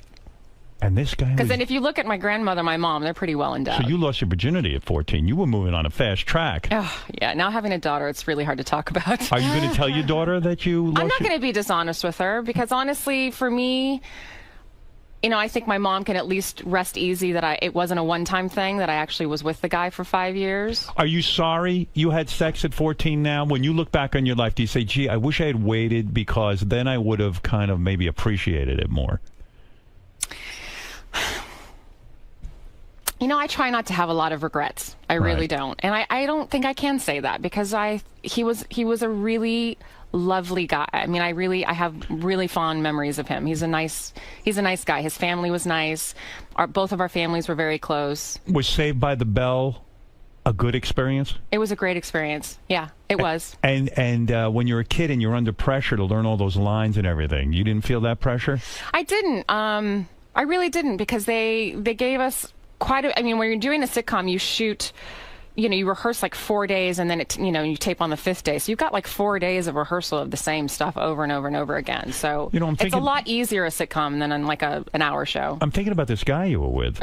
He could have legally been a sex offender if your parents had pressed charges against him. Yes, you're absolutely right. He could have gone to jail. Yes. Isn't it a miracle that your old man didn't take that gun and shoot him right in the head I know. when he found out? I know. But I'm telling you, he was a good guy. But don't you think your parents were very liberal? Yes, I would say they're very liberal. Absolutely. I mean, my grandmother, you know, I grew up with my grandmother, you know, sunbathing topless in the backyard when I was a young kid. But I mean, that's very liberal. I'm thinking about my own 3 daughters. If I knew there was a 19 or 20-year-old guy banging them when they were 14, I think I would call the police. I think I would have. In a way, you weren't really protected. You were not protected by your family. But I disagree with that, actually, because Where my were you parents having were sex really... at 14? You were at home. I really wasn't having that much. That's what's so funny. It's Tremendous amount of sex. No, who likes it at 14? I mean, I really... did. Well, okay. Then you're, Actually, I you know, I shouldn't say that. I was having sex by myself at 14. Men love it, right. Men love it. Yes. You know, I think men can still say that, you know. But I'm saying you were not protected by your parents. I disagree with that. Really? Because my mom went on our dates for the first like 2 years. They went to the movies. They were with us. Oh, yeah? And his sister is he has an older sister. And so you mean he had the nerve to go to your parents and say, look, I know I'm 19 and your daughter's 14. I want to take her out. Yes. He was very honorable that way. Yes, very much. Why did you not marry this guy? I didn't. Who wanted to get married at 18? I don't know. Maybe it was kooky. No, I mean, it was right after I moved out that I felt very, you know, liberated. And was, you know, kind of ready to conquer the world. Now, the dirt on Saved by the Bell was Dustin Diamond, the guy who played Horseshack or whatever, Screech, and he goes around now. His whole thing is blasting you and the other cast members. What else is he gonna do? I mean, think about it. Do you ever run into him at all? No, I've never run into him. He lives in like Wyoming or something. When am I gonna run into him? He's actually done porn. He actually has a large penis, if you could imagine. Good for him. At least he's got something. Does it seem like a waste for him to have a large penis? Why couldn't I have a large penis? But you have a beautiful wife. Come on now. Yes, I do. Yes, you do. But do you get offended by that, or you just blow it off? I honestly don't even listen to it. I mean, I've heard a few little bits of what he said, and most of it is untrue from what I could tell. He paints you as the girl who banged every guy on the show, except him, of course. I had a boyfriend, so I don't know how that's possible. So you didn't have sex with, what's his name? Mario Lopez. Never. It's so funny because... Why is he doing that to you? Because what else is he going to do? But I mean, if he's making that up, that would make me irate. If you didn't have sex with Mario Lopez, but think about it. You give people. If you become defensive, people have more reason to push you. If you ignore it, it's going to go away, and it went away. I mean, no one's listening to him. But I was listening because he was here. Well, and then, but I'm like, well, he's. I have better things to listen to. You're absolutely right. He's painting you to be quote unquote a slut, the show slut in a sense. But honestly, I mean, most people know me, and they know that's not true. So it doesn't bother. So you have a very mature attitude about this. It doesn't bother me at all. I mean, I actually feel sorry for him. I really do, because he had a very hard childhood. He didn't have a great relationship with his father. His mother passed away when he was young. You know, there was times where he actually stayed with my parents and I, you know, because he had such not an easy childhood. So it's sad that he's actually saying that when my parents actually, you know, had him stay at our house a few times. So you had compassion for him. I do. I don't have as much anymore. But, right. If you saw him now, if anything, feel sorry for him. You know, I mean, if you saw him now, would you go up and say, hey, you know, Dustin, I was pretty good to you on the show. I mean, my parents took you in a couple of times. You stayed with us. Depends on what kind of mood I'd be in. Right. Maybe you wouldn't even waste your time. I don't know if I would. I really don't. Your life has been good. Why even soil it with that whole thing? Yeah. I don't know. I guess I would. I have a short temper. I would get irate about something. Well, and there's like a lot of people that feel that way. And again, I might be, when it happens, maybe I'll be in a different place, in a different mood. I don't know. Who knows? Did you? But did you have fun during those years? I did. I had a great time. I'm still very close to Mario and Mark Paul and Elizabeth, and I had a great time. I don't have any hard memories. I don't have any bad memories. If your daughter says to you one day, I want to be an actress, at 10 years old, she wants to be an actress, would you go with her? Would you send her around on these auditions? 10's a little early for me. Right. I'd want her to wait a little bit longer. It really depends on her school situation, how she's doing in school, because I really do feel that that's the most important. Right. But an amazing career you've had, because I think about it now, 90210... And I've been doing this 31 years, Howard. And you're working. 31. That's right. Yeah. And you've worked constantly. Pretty much. Knock on wood, yeah. After Saved by the Bell, 90210, and now this new show that you're on for 4 years. Yeah, and I've done, other shows. Yeah, but this one's run for 4 years, yeah. I mean, and everyone knows your name. Would you consider yourself an A-list actress? No. You don't? I consider myself a working actress. Which is and great. And to me, that's what's important. Are you a wealthy woman? You know, I'm able to pay my bills. Am I driving a Bentley? No. Are you a millionaire? It depends on what year. Because I'm thinking that... Now that I have a kid, I don't know. I have to go back and actually look. I'm thinking most people know your name, which is you have huge name recognition. Yeah. And you've worked constantly. Yeah. Well, I'll say this. I call that a success story. We own nice cars. I can say that I can clothe my daughter and put her through great school. We have a beautiful, beautiful home in Los Angeles. So I've done well, and I'm proud of that. Did you have years of going out with lots of famous dudes? I would imagine every guy in Hollywood asked you out. You know what's so funny is like, I was never really, I mean, you know, I dated Brian Austin Green for a little while. Now, that's the guy from 90210 who's now with Megan Fox. Right. Brian Austin Green. Yeah. Why him? Yeah, why him? I mean, what? Great guy. Is he a stud? He kind of is a stud, yeah, I would say that. Did you fall in love with him? Yes, I did. We were together, I lived with him. For how long? We were together a little over 3 years, if I remember. Did he dump you? No. You dumped him? Yeah. Why did you dump him? We were together before I started 90210, and once I got on the show, I think it was hard for us to have a relationship together as we were working together. Because you're constantly together? Yeah. You get... I mean, I think a lot of people can say working with your spouse is really, really hard, and in your partner. So that's kind of the reason. You've always been pretty smart about your work. You stay with a show when it's a hit, right? You don't just bail out. I try not to. I mean, the paycheck's nice. Yeah. Luke Perry was on 90210, huge success. Huge mistake leaving, leaving the show, right? Didn't he leave at some point? He did leave. I mean, you know, Did you laugh at him and say, don't you understand how difficult this is to have a hit like this? No, because I think everybody makes their decisions, and you know, you live and learn. Did you ever make love with him? No. No, just Brian Austin Green. No, he was married. Oh, he was? Yeah, he was married. I see. And but you would never be with a married man? I've never been with a married man, ever. Wow. See, that Dustin Diamond's not doing you any good because everyone assumes you would be. He really? paints you to be loose. Well, I don't know about it. I mean, when he tells me you were with everyone, you actually believe him? Well, I figured if you would sue him or something if he was making that. Why? I don't know. I would. And make what? He has no money. What would I make? But Brian Austin Green, is he huge like Dustin in the pants? I mean, is he a guy who really turned you on? You'll have to ask Megan now that she's his wife. What do you make of that? Do you still talk to Brian, or would that every now and then? Not as often, no. Do you tell Megan that you're talking to him? Because I imagine she would feel upset. No. How does that come about that you talk to him? No, it's literally so random, like once a year via email. That's it. So once a year you'll email him? Yeah, I think it's actually been longer than that now. It's so strange. Yeah. You were best friends on 90210 with Jenny Garth. Mm-hmm. And now you don't even talk. Something went down. Well, I mean, I think there's a lot of things. We were very, very close, even though when I first started 90210, the girls were not very nice to me when I came onto the show. Why? Because you started in later than everyone else? Yeah, because I kind of sort of replaced Shannon Doherty on the show when Shannon left. And that was considered a threat to them? I guess. I don't know. I don't know what the real reason was. I think having somebody new come into an already very successful kind of, you know, show that's run on its own, to have a new kind of energy was probably hard. Is that the worst situation for a young actress? You come on the set and everyone hates your guts. Not everyone. Not everyone. Just the guys girls. were actually very nice, of course. And of course Brian I was dating, so but the girls were not, they weren't easy. How does that take form? And I shouldn't say all the girls, because that's not true. Would you walk up, Tori Spelling was nice to you? No.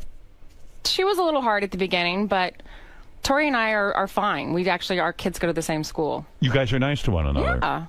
Isn't it true you stopped talking to Tori Spelling when she married this guy, Dylan... Dean. Dean something. Yeah. Why did you do that? Was that a type of intervention? No. We actually were friends with Charlie. Charlie? Her first husband, yes. And you took sides with Charlie? It's not so much taking sides. We just... It was a hard situation for everybody, And being that we were close with Charlie as well, my best friend was Charlie's roommate. It was hard. So you worked with Tori all that time, and then she gets married, and then after the marriage breaks up, you side with the husband. It's not so much siding. It was just the situation I thought was handled not in the best interest for everybody involved, and it was really kind of trying to take care of the person that I thought was done probably wrong. Did Tori come to you and say, how dare you? That, and here I am, a friend of yours, and I work with you. Well, we were coworkers. How does a woman handle it wrong? How does a woman handle that wrong? That's her business. But you were so turned off, you stopped talking to her. Well, we weren't talking that much anyways, to a certain degree. I mean, you know, it's not like Tori and I, or a lot of us, were hanging out that much after the show. I really wonder what goes on, because, you know, it could be, you know, you think about it. You're so, and when I say you, I mean just actresses who are working, young women. Yeah. Everyone, you think you'd all stand up for one another, and you'd think they would be supportive, you know, women power and all that. Well, I'll tell you this much. All my girlfriends now, none of them are in the business. Is that right? Yeah. Because you've had bad experiences. Actresses are hard. Because you Actors come in general are hard. They're super hard. Do you think Tori was jealous of your looks?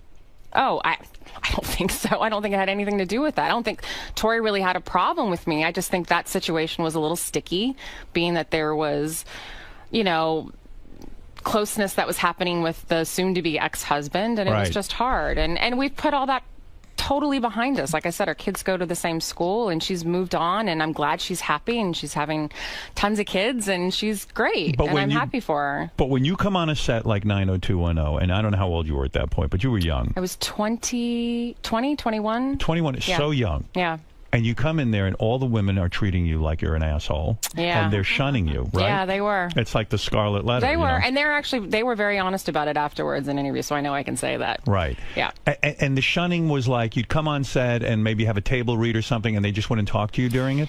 Or we had a photo shoot, and I had the dresses picked out for me by wardrobe, and they didn't like what I was wearing, so they'd make me change because they wanted to wear something that was maybe similar. Or Would you cry over that? No, I wouldn't cry. You're very secure.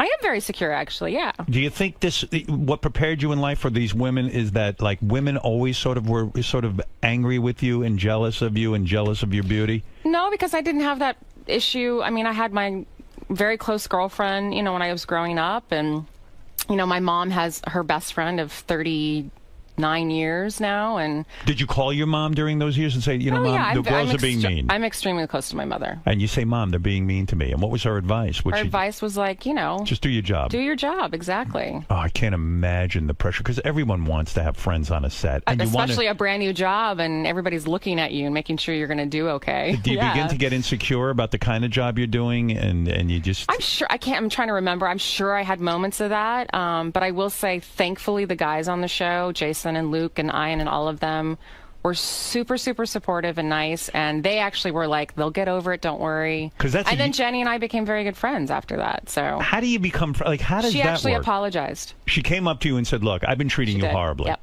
And I don't even know why I did that. Yep, pretty much, yeah. Wow. Mm-hmm. Did you ever see each other naked? I'm sorry, give birth to her first child. Hold it. You were in the room when she gave birth? Yes. That's how close you are to Jenny Garth. Yeah, we were, very close. Wait a second. What happened? Oh, you got me curious.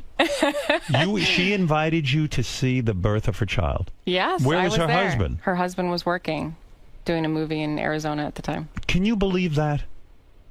What do you make of that? I thankfully know that my husband will always be there at the birth of my child and our child. Did you say to her, there's something wrong that I'm here and your husband isn't? It's not my place to say that. She needed you and you were there for her? Absolutely. Her mother was there as well.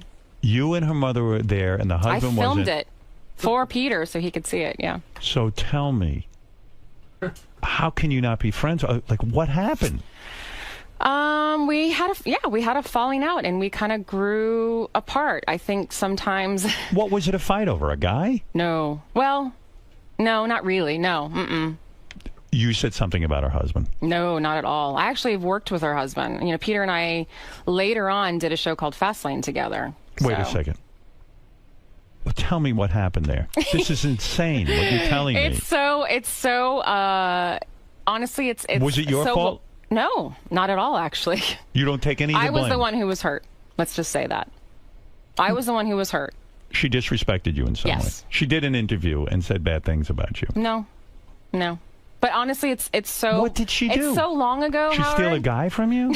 No. I can't see that happening. No. What happened? I'm telling you, it's water under the bridge at this no, point. it isn't. It really is. I've actually seen her. She came on to your husband? I've seen her a few times, I promise you. And I've actually, in my opinion, in my way, she may not have been receptive to it, but I've cleared the path. I've moved on. So, and I wish her well. What could she have done?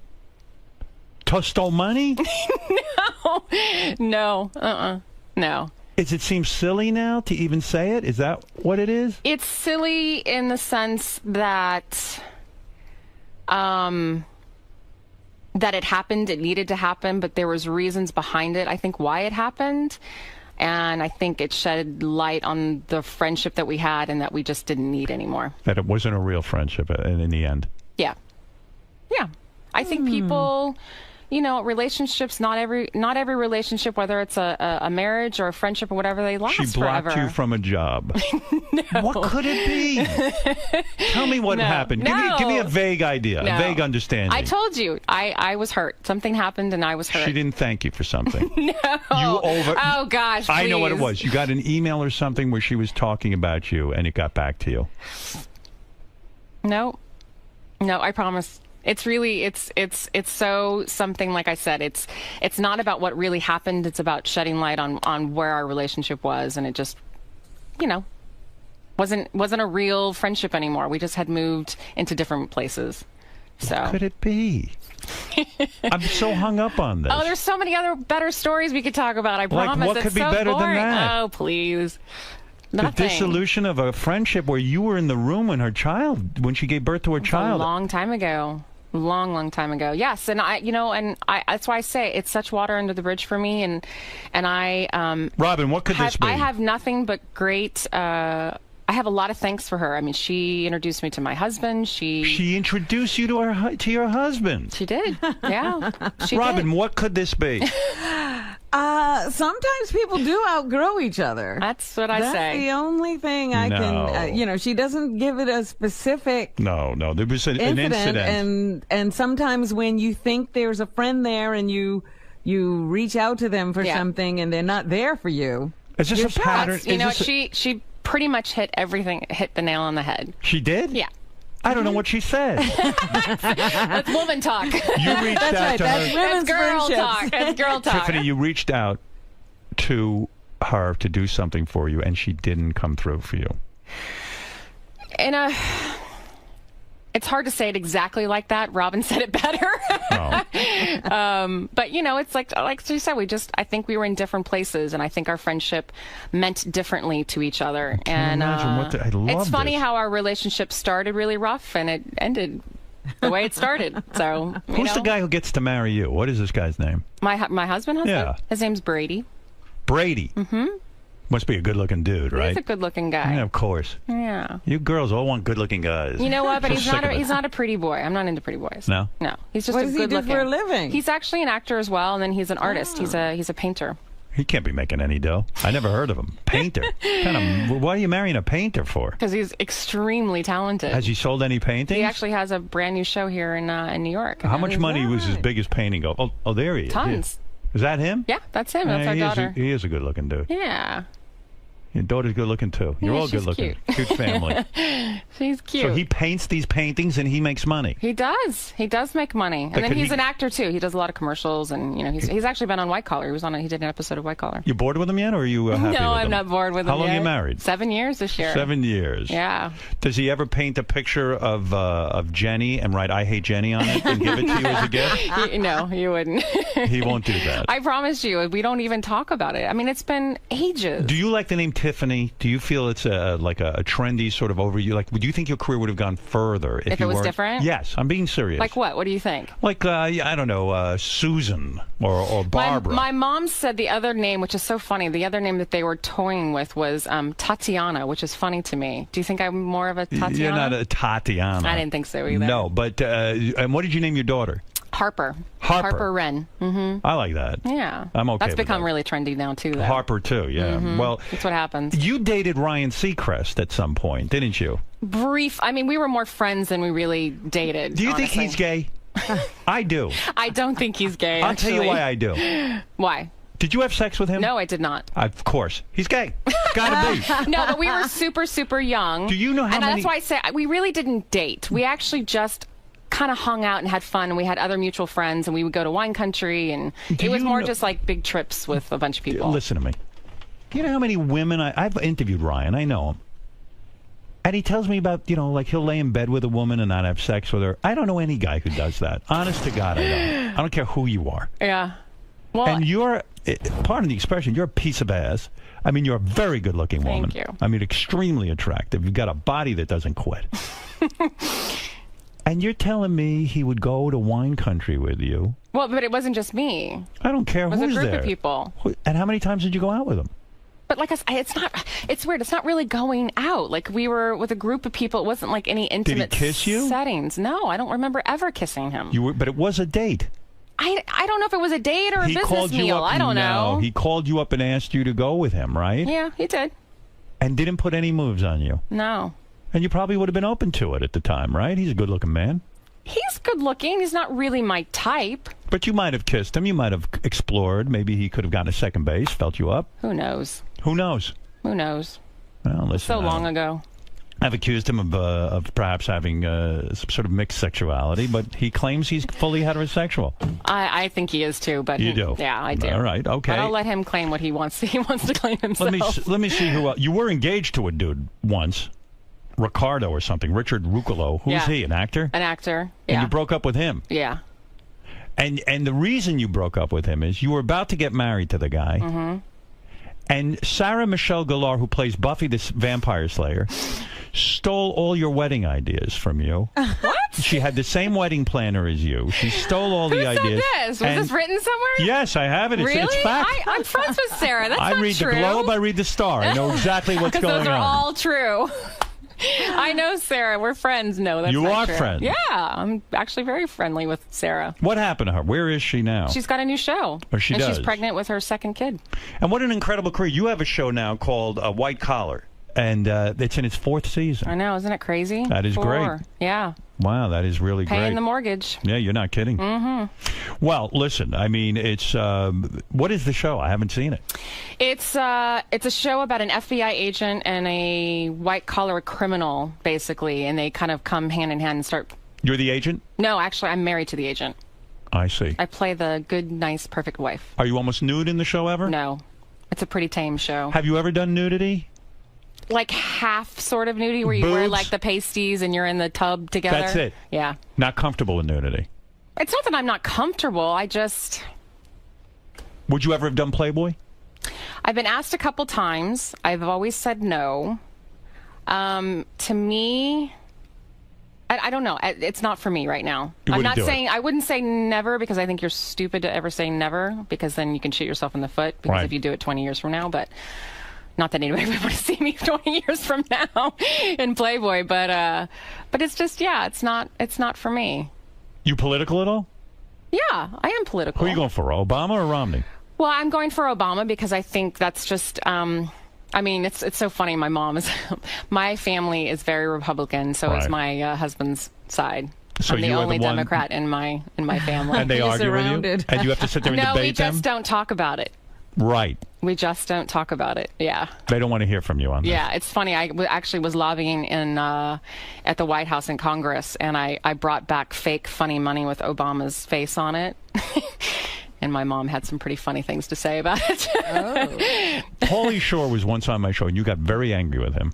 I got very angry with him? Because he claimed that he had had sex with you. Yes. And you were upset that he went public with it. See, that was a long time ago, too, though. Paulie gets in everyone's pants, doesn't he? Does he? He does. Oh. Is he still getting in everyone's pants? I don't know about now. Yeah. But I mean, all the Playboy, not so much. the Playboy playmates. And everyone. Is Paulie a great lover? I don't know. That's why I mean, he seems very charming. He's funny. We worked well together. Oh, had you a didn't good time. bang him. Oh, you were mad at him because he claimed he had sex with you, and he didn't. I thought he did. No. Why do people always claim they have sex with you? And why does Dustin Diamond go around? Maybe it's trying to, like, I don't know. Did he kiss you? I think we did on the movie. I see. But he never had sex with you. And I had to do, like, a sexy dance for him in the movie. I see. What movie was that? It was called Son-in-Law. Oh, I love that movie. Yeah. I actually liked that movie. It was a good movie. I thought it was good. It was a good, like, Pauly Shore movie. I see. He didn't have so many great ones after that. No. So how far did Pauly get with you? I'm telling you, the movie. That he was got it. like a little dance. Right. He didn't get where Brian Austin Green got. Yeah, no. I picture you a very sensual woman. Yeah? I mean, very active in bed. Yeah? I don't think you just lay there, do you? I don't think I do, no. You don't? You're No. open to all kinds of love? From my husband now, yes. For your husband? Yes. You do it all for him? I've pretty much done a lot for him, yes. You have? And I've given birth to his child, so. Will you have another one? Yeah, we'll have another one before I get too old. Would you ever bring another woman into the bed? No. Have you ever tried that? No. You've never had a threesome? No. But you've been with other women? I've had to kiss another woman and have, you know, a scene with another woman on But you've screen. never done that in your private life? Mm-mm. Not into women? I think they're beautiful. Me too. And there's lots of pretty things about women, but I can't imagine living with them and having a relationship with one, having sex with one. Would you ever go to a strip club with your husband if he... I have, actually. You have? Mm-hmm. And you've received lap dances? Mm-hmm. And They're I imagine, beautiful. And I bet you these women go nuts when you're there. It's been a really long time since I've been to a strip joint. Like a really long time. Like I want to say 10 years. Do the strippers get your top off when you're in the club? No. Do they ever try to feel you up in front of your husband to turn him on? No, because Yes. it's only no. It's only I'm trying to remember because it's only been once that we've ever been to one together, and it was right when we started dating, and I don't remember ever that happening. I just remember them pretty legs around me and pretty boobs, And you liked it? and they always smell like vanilla, Right. don't they? Yes. They tend to. At I least mean, that's I'm not how I smelling remember. them. Nobody gets that close to me to smell. You know what I'm saying? They get close to you. So, how do we sum this up? Let's say that you have a huge successful career. Mm-hmm. You're extremely beautiful. Thanks. Your body looks smoking. Not bad. After having a kid, Let me see. I still got my Wow. legs. Yeah, you look good. Still tight in here. These Is have it gone hard down for a you little bit. What the rap on you was, it was hard for you to stay thin. You were always on crash diets and stuff. Dustin Diamond claimed that they, on the set of Saved by the Bell, because you See, had... that's already untrue because I actually was really thin on Saved by the Bell. My weight issues didn't happen until I became like a woman and my body was changing, and it was way after Saved by the Bell. So He I don't claimed- know why he was saying that. He was claiming that you had weight issues and that they all had to succumb to your dietary needs because the producers That wanted is you to such- stay thin. That's such baloney. The producers never came No. to you and said I mean, that. look at the show. I was tiny through that whole... I mean, I I had no agree. boobs. I was no hips, nothing. I didn't change actually until I got to 90210 that my body started changing. Your boobs are real? Are they? Mm-hmm. Look. Good for you. What do you mean, look? Well, they're just, you can tell they're... You wouldn't get a boob job. I may after nursing. You will. They've changed. Well, are they like flapjacks now? No, but they're definitely different than they were before. Who do you hate more? I want you to pick one. Dustin Diamond or Jenny Garth? Oh, hate is a really strong All word. right, let me give it to you another way. Okay. You're on a island. Mm-hmm. No, okay. They both go for a swim and they're both drowning. Wow. You can throw a rope in and save one of them. Yep. Who do you save? Do you save Jenny? Yep, I saved Jenny. You save Jenny? Yep. Even though she disrespected you? I save her because she's a mother.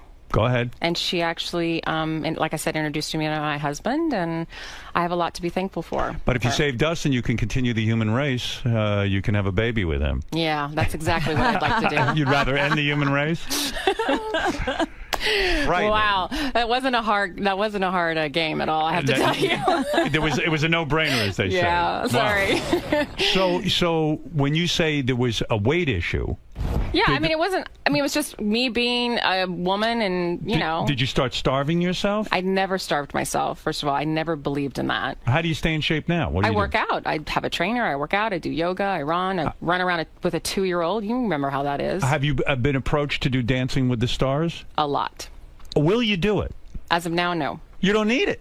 Well, I'm an actor, and I feel like There's not a lot of actors on that show, working Right. actors. I consider myself a working actor. If you go on that show, it's kind of like a last-ditch effort to sort of... Well, I think it's for people who are wanting to reinvent themselves in a different way, which I think it's a great idea. Right. And it's also people who are kind of in that world. But you would win because you are a good dancer. You took dance lessons. I think I would have a good shot. I don't know if I'd win, but I think I'd have a good shot. I mean, ballroom dancing is very, very different, and I have never been trained in ballroom dancing. Let's make it a little bit harder. Okay.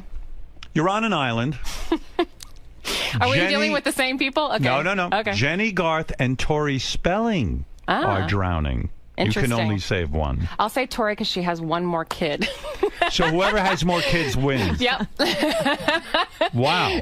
That's the only way I'm going. I don't know. Don't you think once you save her, the conversation would be more vapid with her than... So in other words, if you were on an island with Tori Spelling... I have no problem with Tori. Like I said, our kids go to the same school. So if you were on an island with Tori Spelling, Jenny Garth, and Octomom would be saved. Wow. Because she has 16 or some number 14. like that. I think... 14. Well, Thank you, Rob. 14. I think I'd still save Tori. Sorry. You would? Yeah. Even over Octomom? Yeah. Yeah, I agree with that. Yeah. Yeah. Tori Spelling... I mean, is she really taking care of her kids, or the state is? I mean, who knows? Yeah. But They say porn got her off welfare. That's right. Well, then there you go. Don't you think Tori Spelling is the oddest of all in the sense that her father, Aaron Spelling, was a very wealthy guy. And a nice man. And a nice man. Really nice man. And she seems to have alienated both parents and rejected all of their money and everything else. I don't know if that's really the true story. And I'm not saying I claim to know the true story, but I don't know if that's fully the true story because Tori's doing just fine. But if Aaron Spelling was your father, wouldn't you just kiss his ass all over the place and get in his will and get billions of dollars? I don't think she thought of it that way, her or Randy. That's all I think of. Well, but I think in her mind, she just wanted a career. She really wanted to be an actress. And didn't her father give her that career? Yeah, I mean, I think he helped. I mean, Tori was actually on Saved by the Bell. She had a little stint on Saved by the Bell. Are her implants too big? Tell the truth. I don't know. Honestly, I haven't looked at her boobs. That's a yes. No. Honestly, That's a yes. No, it's not. Say yes. You're putting words to my mouth. Please put words in my mouth. She's been pregnant for the last 5 years. I don't know. It's hard to say that. Let's go to a couple of questions. My boobs were too big when I was pregnant. I mean, they're huge when you're nursing. Tiffany Thiessen is in, we don't say Tiffany Amber Thiessen anymore. You can. It's fine. Tiffany Amber Thiessen is in White Collar. You should tune in and check her out. She will be almost nude. Yeah, right. And often at strip clubs. Yes. Getting dances with girls' legs wrapped around her. Greg, go ahead. You're on the air in Pittsburgh. Hey, Howard. First off, I just want to say, Tiffany, I was a huge fan of yours back in the Saved by the Bell days. Oh, thank you. You're welcome. And I just wanted to ask you, did Mr. Belding ever try to hit on you? No, he didn't, thankfully. It's too old, Mr. Belding. Right? No, he never did. Let's go to Marianne from Brooklyn. Howard, I love you. You were replayed on Letterman Friday. Hi, Tiffany. You sound just like Maria Menounos. Are you related to her? I am not related to her, but she's my neighbor. She lives right down the street. Oh, you and I have the same exact twang, the Noah, the laughing. Everything about you two is exactly alike. Really? Well, I'll take her body. Sure, any day. Pull the tape. She's doing All the right, thing so we heard you. You're giving me a headache with that voice. Let's go to Kid Mo in Wakefield. Boy, it must be fun living in Hollywood, like with Maria Menounos down the street. And this do you have other famous neighbors? Well, Tori used to live right next to her, which was right down the street from myself. There's lots of people. Is Maria Menounos wrong to be carrying on with this Derek Huff, who was her dance partner on Dancing with the Stars? She does have a live-in boyfriend.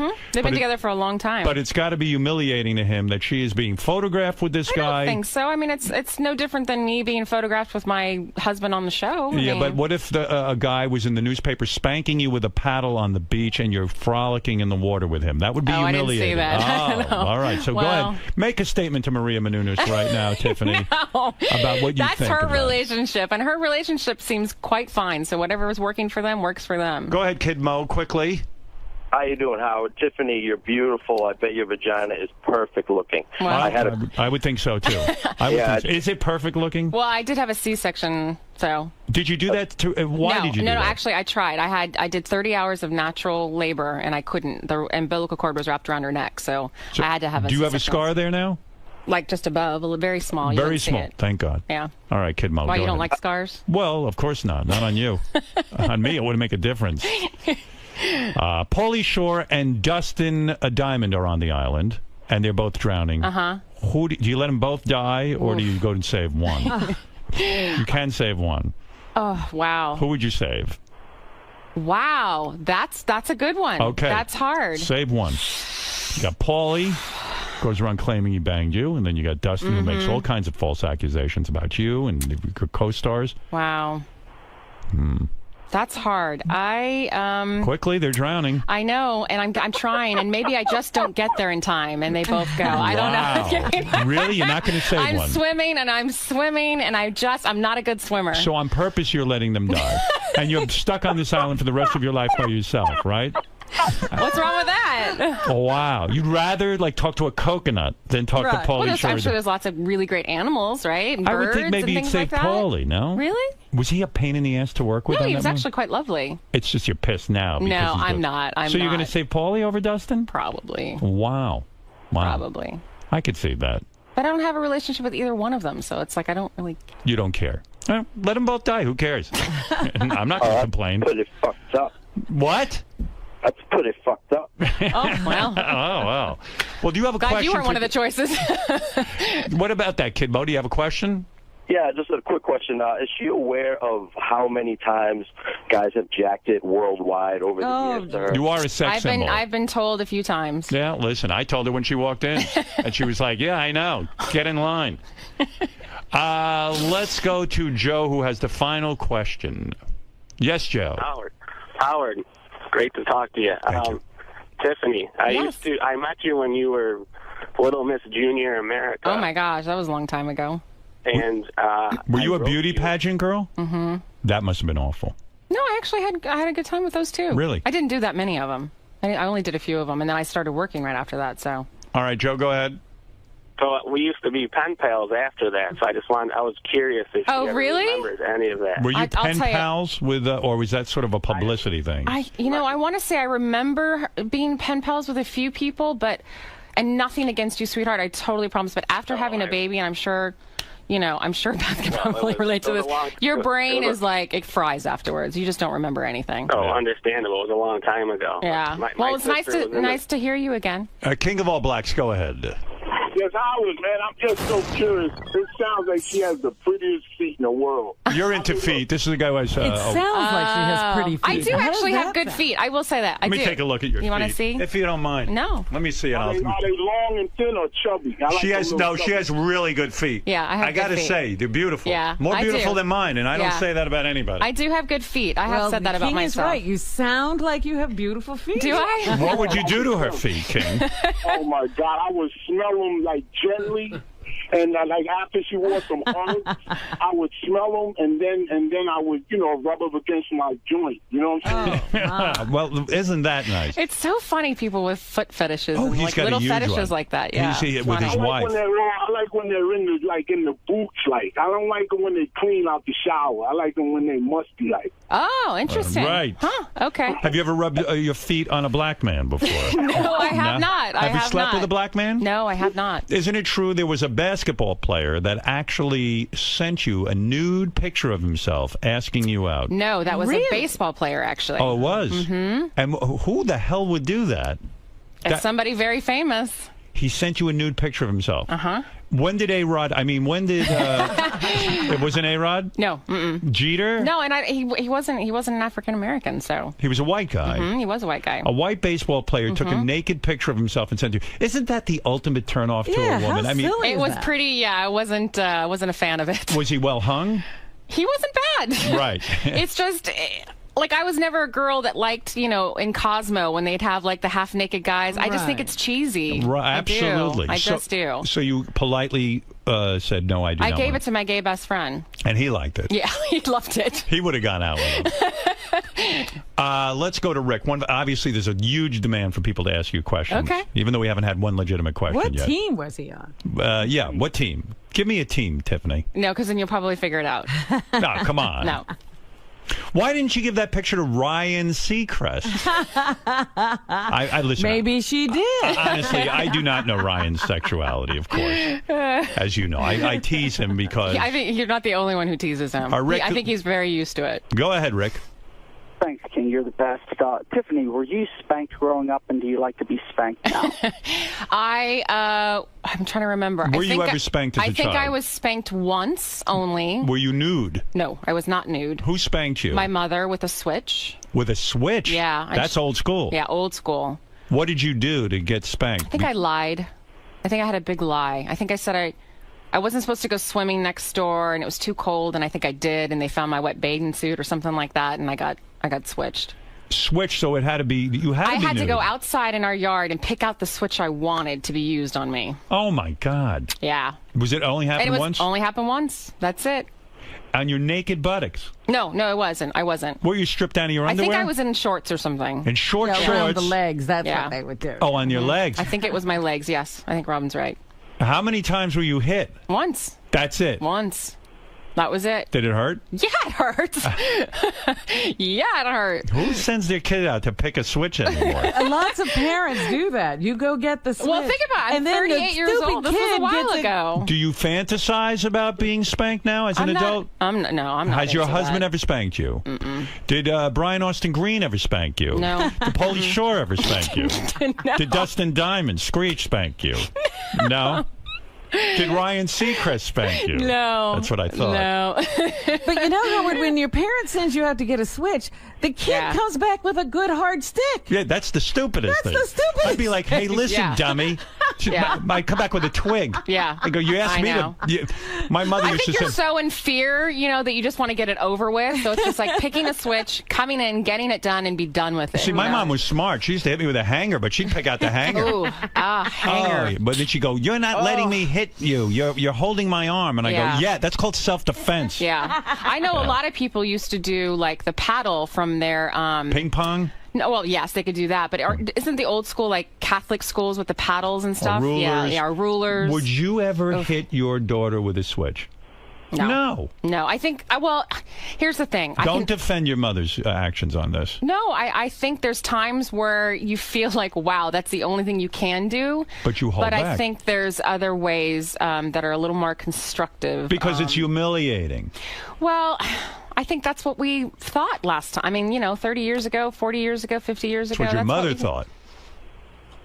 She thought she was a lot more of an easy hand than actually having my father do it. Would you let your daughter be in beauty pageants at a young age? I don't think so. They're very, very different now. So you're a very different mother than your mother. Well, it's not about that. I mean, honestly. Yes, it is. No. Well, I mean. You're angry and critical with your mother. I'm not. She lives with me. Are you kidding? She takes care of my daughter. But I you love don't my let mother. her hit Spanking her right now? No, she's getting the switch? No. Who knows? Let's go to Jim for the final question, then I'll let you out of here. I'm obviously holding you too long. What is it, Jim?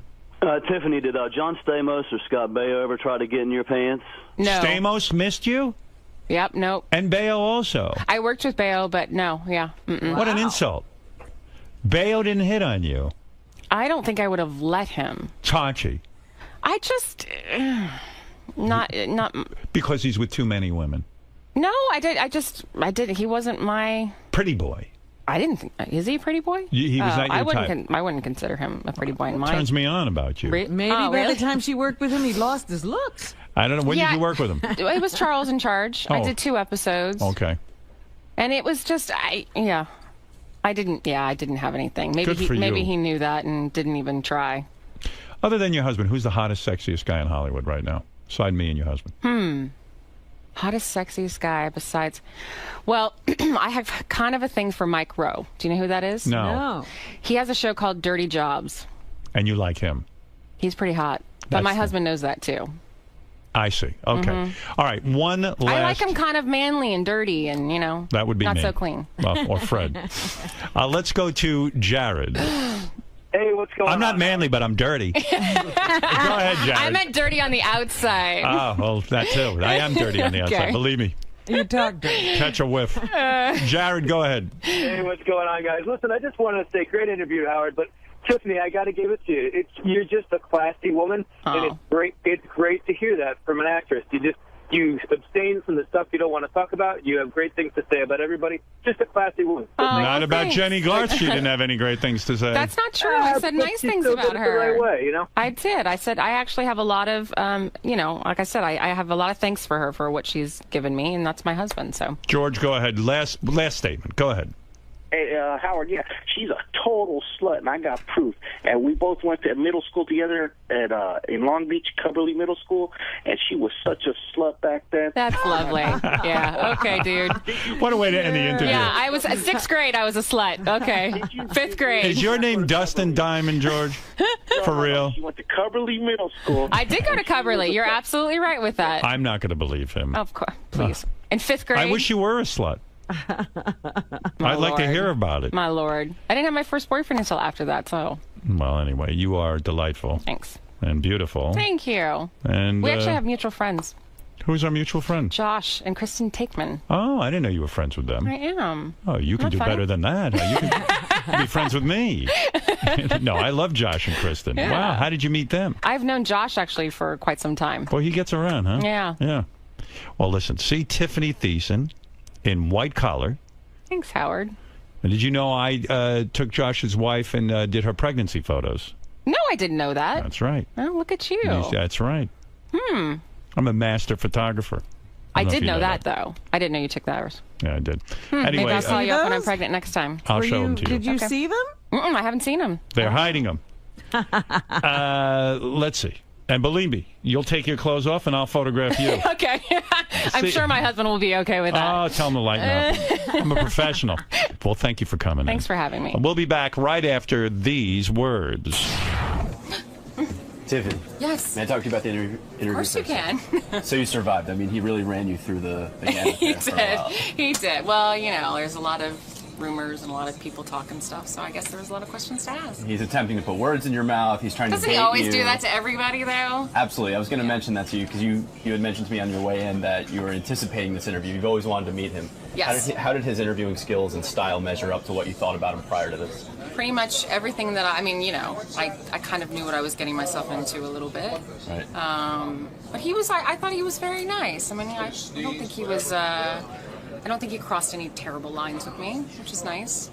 A lot of times he has someone in and he eventually gets that secret or unknown information out of really? them. How did you avoid giving up any more about Jenny Garth? When it comes to those kind of things, it's just, like I said, it's water under the bridge and it's between the two of us and, you know, and that's that. Distract him with your feet and go from there. You're exactly right. All right. Nice meeting you. Thanks. Nice meeting you too. All right.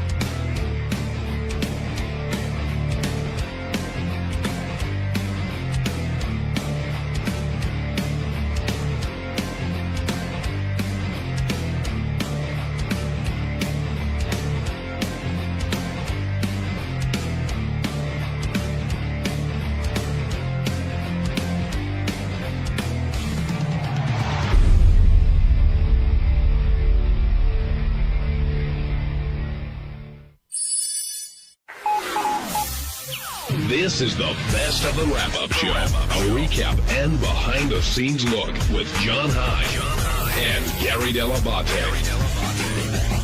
The best of the wrap-up show begins now. Hey, it's Gary Dell'Abate. On Monday's wrap-up show, we talked about death. Everybody's going to die at some point. And I talked about whether I should have Baba Booey put on my tombstone. And that led to all of us talking about death. Ronnie had some funny thoughts, but the most interesting thing was JD is very afraid of death, which I get, but he's so afraid he doesn't want to talk about it. Here's how it went.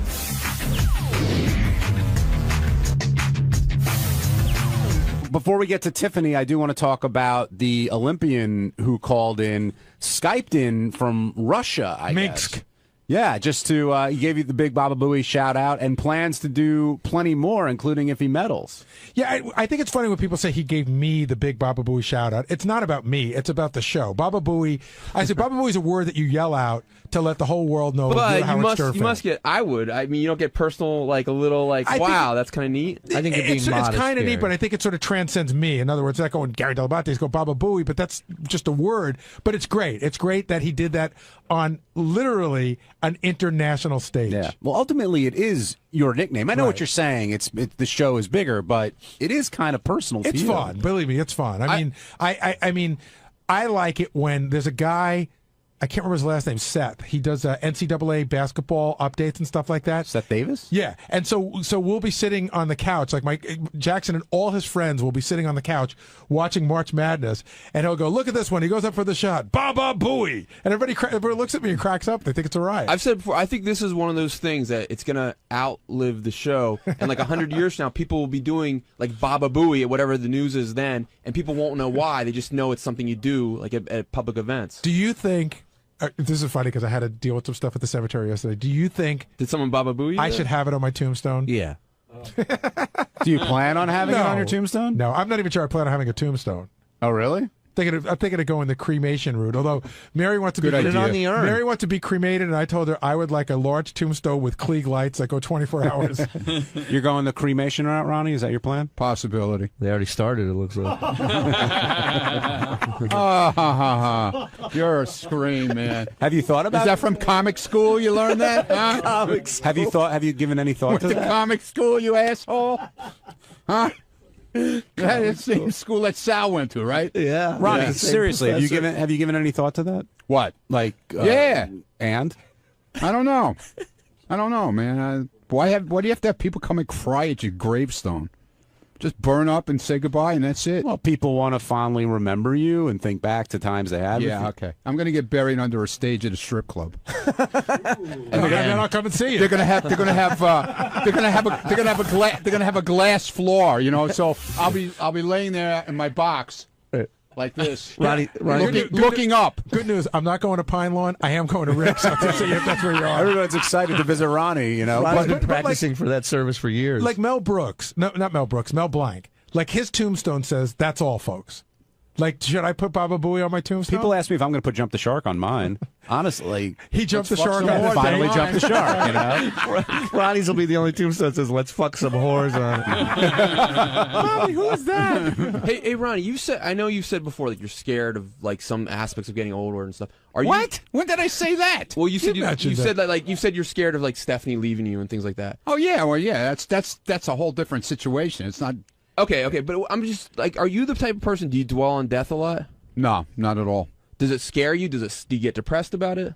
I get depressed when I see nice people that don't deserve to be sick like that. And but like, what about your personal self? Well, my personal self, I don't really give a shit. I'll worry about it at the time when it happens. But he's too busy living. Ronnie, yeah. I'm gonna use this opportunity to call you out. We spoke on the air some months ago. Oh, stop it now. My doctor got on me on Thursday with that shit. You told me Yeah, you I'm doing it. I'm doing it now. A colonoscopy. When are you doing doing it? When? Yeah, I got to call the guy. I know, but that's what you said 4 months ago. No. The guy gave me a number to call. Why do you keep putting it off? I didn't put it off. I just never did it. Oh, clearly. Oh, I didn't put it off. I see the difference. I just didn't do it. No, but I know what you mean, Benji. A lot of people have a tough time thinking about mortality and even having these conversations about a tombstone or whatever else, where other people don't really have a problem who has with the it. worst time with it, who cannot discuss it at all? JD. Really? Oh, yeah. You bring him in here, ask him about that. He completely shuts down. I didn't know that. Actually. Wait. Is that typical? Well, that's why I'm a reporter, atypical of most conversations with him? Like, what's that? Yeah, where are the conversations where he flourishes? That man walking. Here he is. What's wrong with your eye? What happened to my eye? Yeah, what's going on with your eye? I blew a blood vessel. Doing what? I don't know. I don't know how it happened. I don't know how it happened. But I went to the eye doctor Saturday, and I just wanted to make sure that's all it was, and that's what it is. When I asked Ronnie about his eye, there were a couple possibilities of how he popped it. One was taking a dump, and in his words, maybe pumping my girlfriend, as he said. Oh. When did you notice that? There's a lovely image. Friday morning, when I woke up. And it was a swelling worse then? It's not swollen. It's just blown. The vessel is blown out. There's blood in there. Blown over it. We were talking about mortality. Dead man Gary was walking. talking about. I don't what he want was- to talk about death. Come on, man. I really don't want to talk about Come on, death. you got to come and burn with me? Why? No, because it seriously scares the shit out of me, and I think about it enough on a daily basis. Do you think that if you talk about it, it will make it happen? It just makes me think about it, and it really just weirds me out, and I just really hate just. And even I thinking can about it. relate to this because I was like this for a while. Like I had that same problem where Until after you got married. I would and then you died. I would just lay in bed and I'd think, oh my god, like this is. We only get one shot at it. Like, what the I can't even be around for this discussion. And he freaks out. I Go don't around one time, JD. That's what I keep telling you, man. Let's not Enjoy the block party. Let's not talk about death specifically. Quick crowbar that in. Let's not talk about JD. Yeah. Let's not talk about death specifically, but rather like your phobia. Like, what about it makes you like I can't think about it. Because I don't know what happens after, and I don't know. Maybe nothing. Well, exactly. The and bugs I are going to eat your eyes I know. out, man. I don't know how it's going to happen. I don't know if I'll be in pain. I don't know if I'll be. If it'll be in like an embarrassing situation. Can I say something? Because I understand what he's saying a little I don't know bit. if I'll but be shot or something. We have no control. Like, I think about death a lot. Today I'm driving in, and I hear the story on the news station about the guy driving the wrong way on the Long Island Expressway again. Mm-hmm. And he hit somebody. The guy driving drunk instantly died. Well, they don't know if he was drunk. And the guy he hit is in bad condition. And I always think, like, I think I'm doing the right thing, but maybe today's the day a guy gets on the fucking West Side Highway going the wrong way. Yeah. And then I have no control. You don't know. Is it the unknown? Is it because you can't control it? What about Yeah, it? it's just everything about it. It's just like everything just ends, and you don't know what. And that's exactly what I would think. It's the same exact thing that I would think. That it just how is this all just end all of a sudden? Like, But see, but with that attitude, which is not that weird for people to have, with that attitude, you should go, well, if I don't know when it's going to end, I'm going to do all these great things and get it done before it's too late. He's doing it, man. He's doing it. No, it actually just makes me not want to do anything, and I just want to prolong my life doing nothing. How long have you had this issue? Oh my God! Since as far as I can remember. I mean, yeah, there's a scene in What About Bob when the little kid is freaking out Bill Murray, and he's like, "We're all gonna die." I remember that. This is it. We all die. He just keeps going on and on, and I remember then, like, I had those same thoughts, and I was like, "Holy shit, this is freaking me out." And that's one of the scenes I never forget from What About Bob. You think JD's being ridiculous here, Will? Yeah, a little ridiculous. Oh, fuck Will. I mean, if you're so worried about being healthy, why don't you watch it? All right, shut up. Has nothing to do with health. And he works on a fat joke. No, but it brings up a point. Hack. Like, if you got diabetes tomorrow, right, which would alter your life, would you say, God, I could have done something different? Yeah, of course. Then why don't you? I don't know. Because I'm lazy. I like doing what I'm doing. It makes me happy. So you are living life. You're living life. He's living whatever. large. That's No, for if you sure. could only- if you- All right. You're living Okay. life if you could only enjoy it. Exactly. Would you want to be cremated or tombstone or? I don't want to think. Burn about up, man. It's good. it. Don't even. You don't want to get eaten by those maggots. You know how they crawl into your eyes and shit, man? Whatever. What they did to Ronnie's eye. Keep talking. Whatever exactly. gets Will off a big casket joke or something. On Tuesday's wrap-up show, we're going to talk about me, Sal, JD, and this hot chick, Kelsey, who came in with these big tits. And after she came out of the studio, there was a little bit of turmoil in the control room with Scott Pace and Sal. Sal was like infatuated with her boobs. The Pace was pissed off because he didn't get to touch her boobs. There was all kinds of shit going down in there, but you should tune in to the wrap-up show and find out what really happened after she came out of the studio.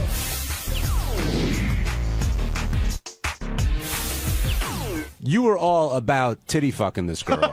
You brought it up numerous times. Listen, dude, when you got them like that, you use them. You don't put them to waste. Do you think you convinced her that she shouldn't do what she's going to do? No, she's going to do it. I'm telling you. You just have that feeling? I have that feeling. She's got that look in her eyes. She's going to do. She's going to do it. You were. I was hoping at least she would cancel Friday's appointment and think about it a little bit, but I don't think so. Now, you were fired up over it, but Robin was really fired up over it today. Did you notice that, Gary? I did. I did. I don't understand why Kelsey came here, because she appeared to want our opinion. Right. And then she didn't want our opinion, and I don't think she came here just to show us her tits. See, maybe she came here thinking, you know what, I'm pretty sure I want to do this, so I'll just go, and I'm sure they're going to give me the affirmation I'm looking for. She did say she thought Howard would say to get the boob job. You were in love today, JD. Oh, yeah. It was painfully obvious. Well, she's a cute girl, and the tits just put her way over the top.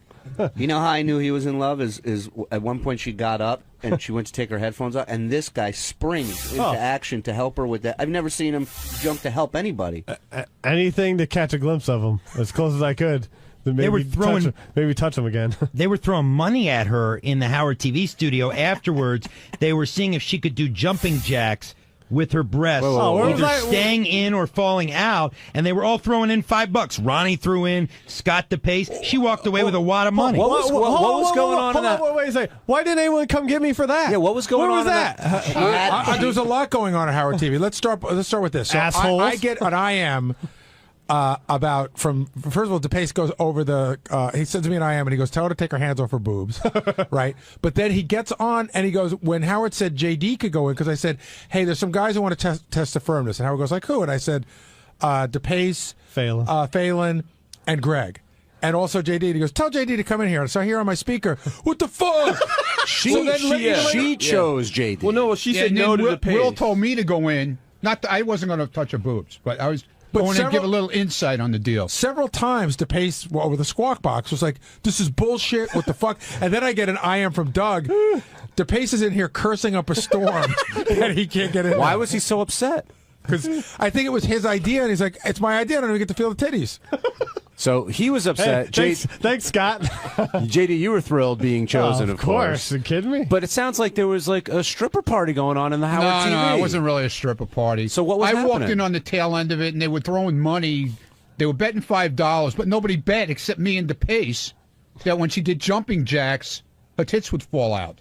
She still had her a bikini top. Right. So she was doing. And I said, I bet him yes they would, and he said no they wouldn't. So she was doing jumping jacks in the Howard TV control room. Yeah. Oh, God damn it. Is there footage of this? Hold on. So here's what I saw. I go to the bathroom. I see the Howard TV camera in there, and I see Sal. And Sal seems to be putting on some sort of a show. Of course. Come out of the bathroom. Aí eu só nego.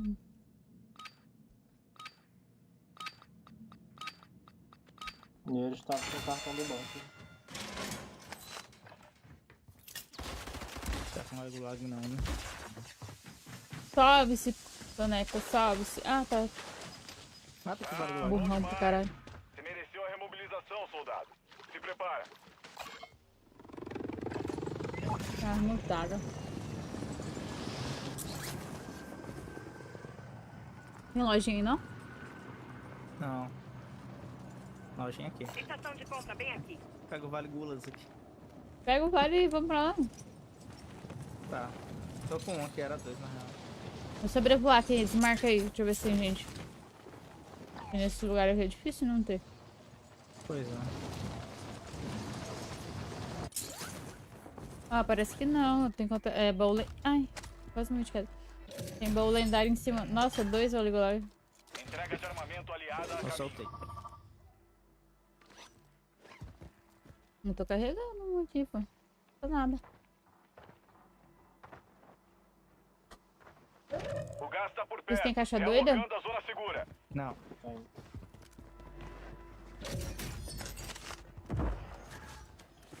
Entrega de armamento seguindo pra aí.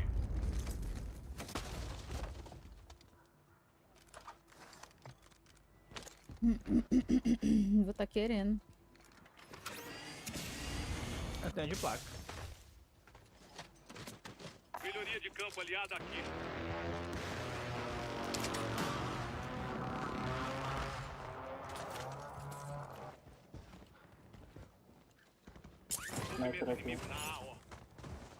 Comprar meu selfie e não vende. Vamos lá no bunker. É pra ter um aqui no morro, bem aqui.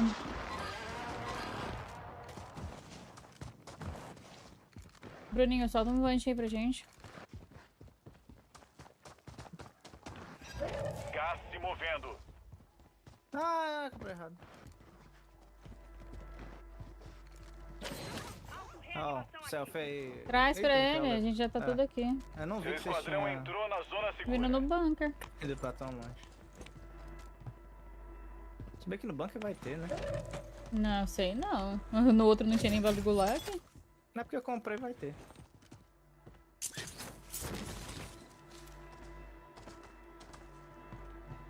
Eita, como tá difícil.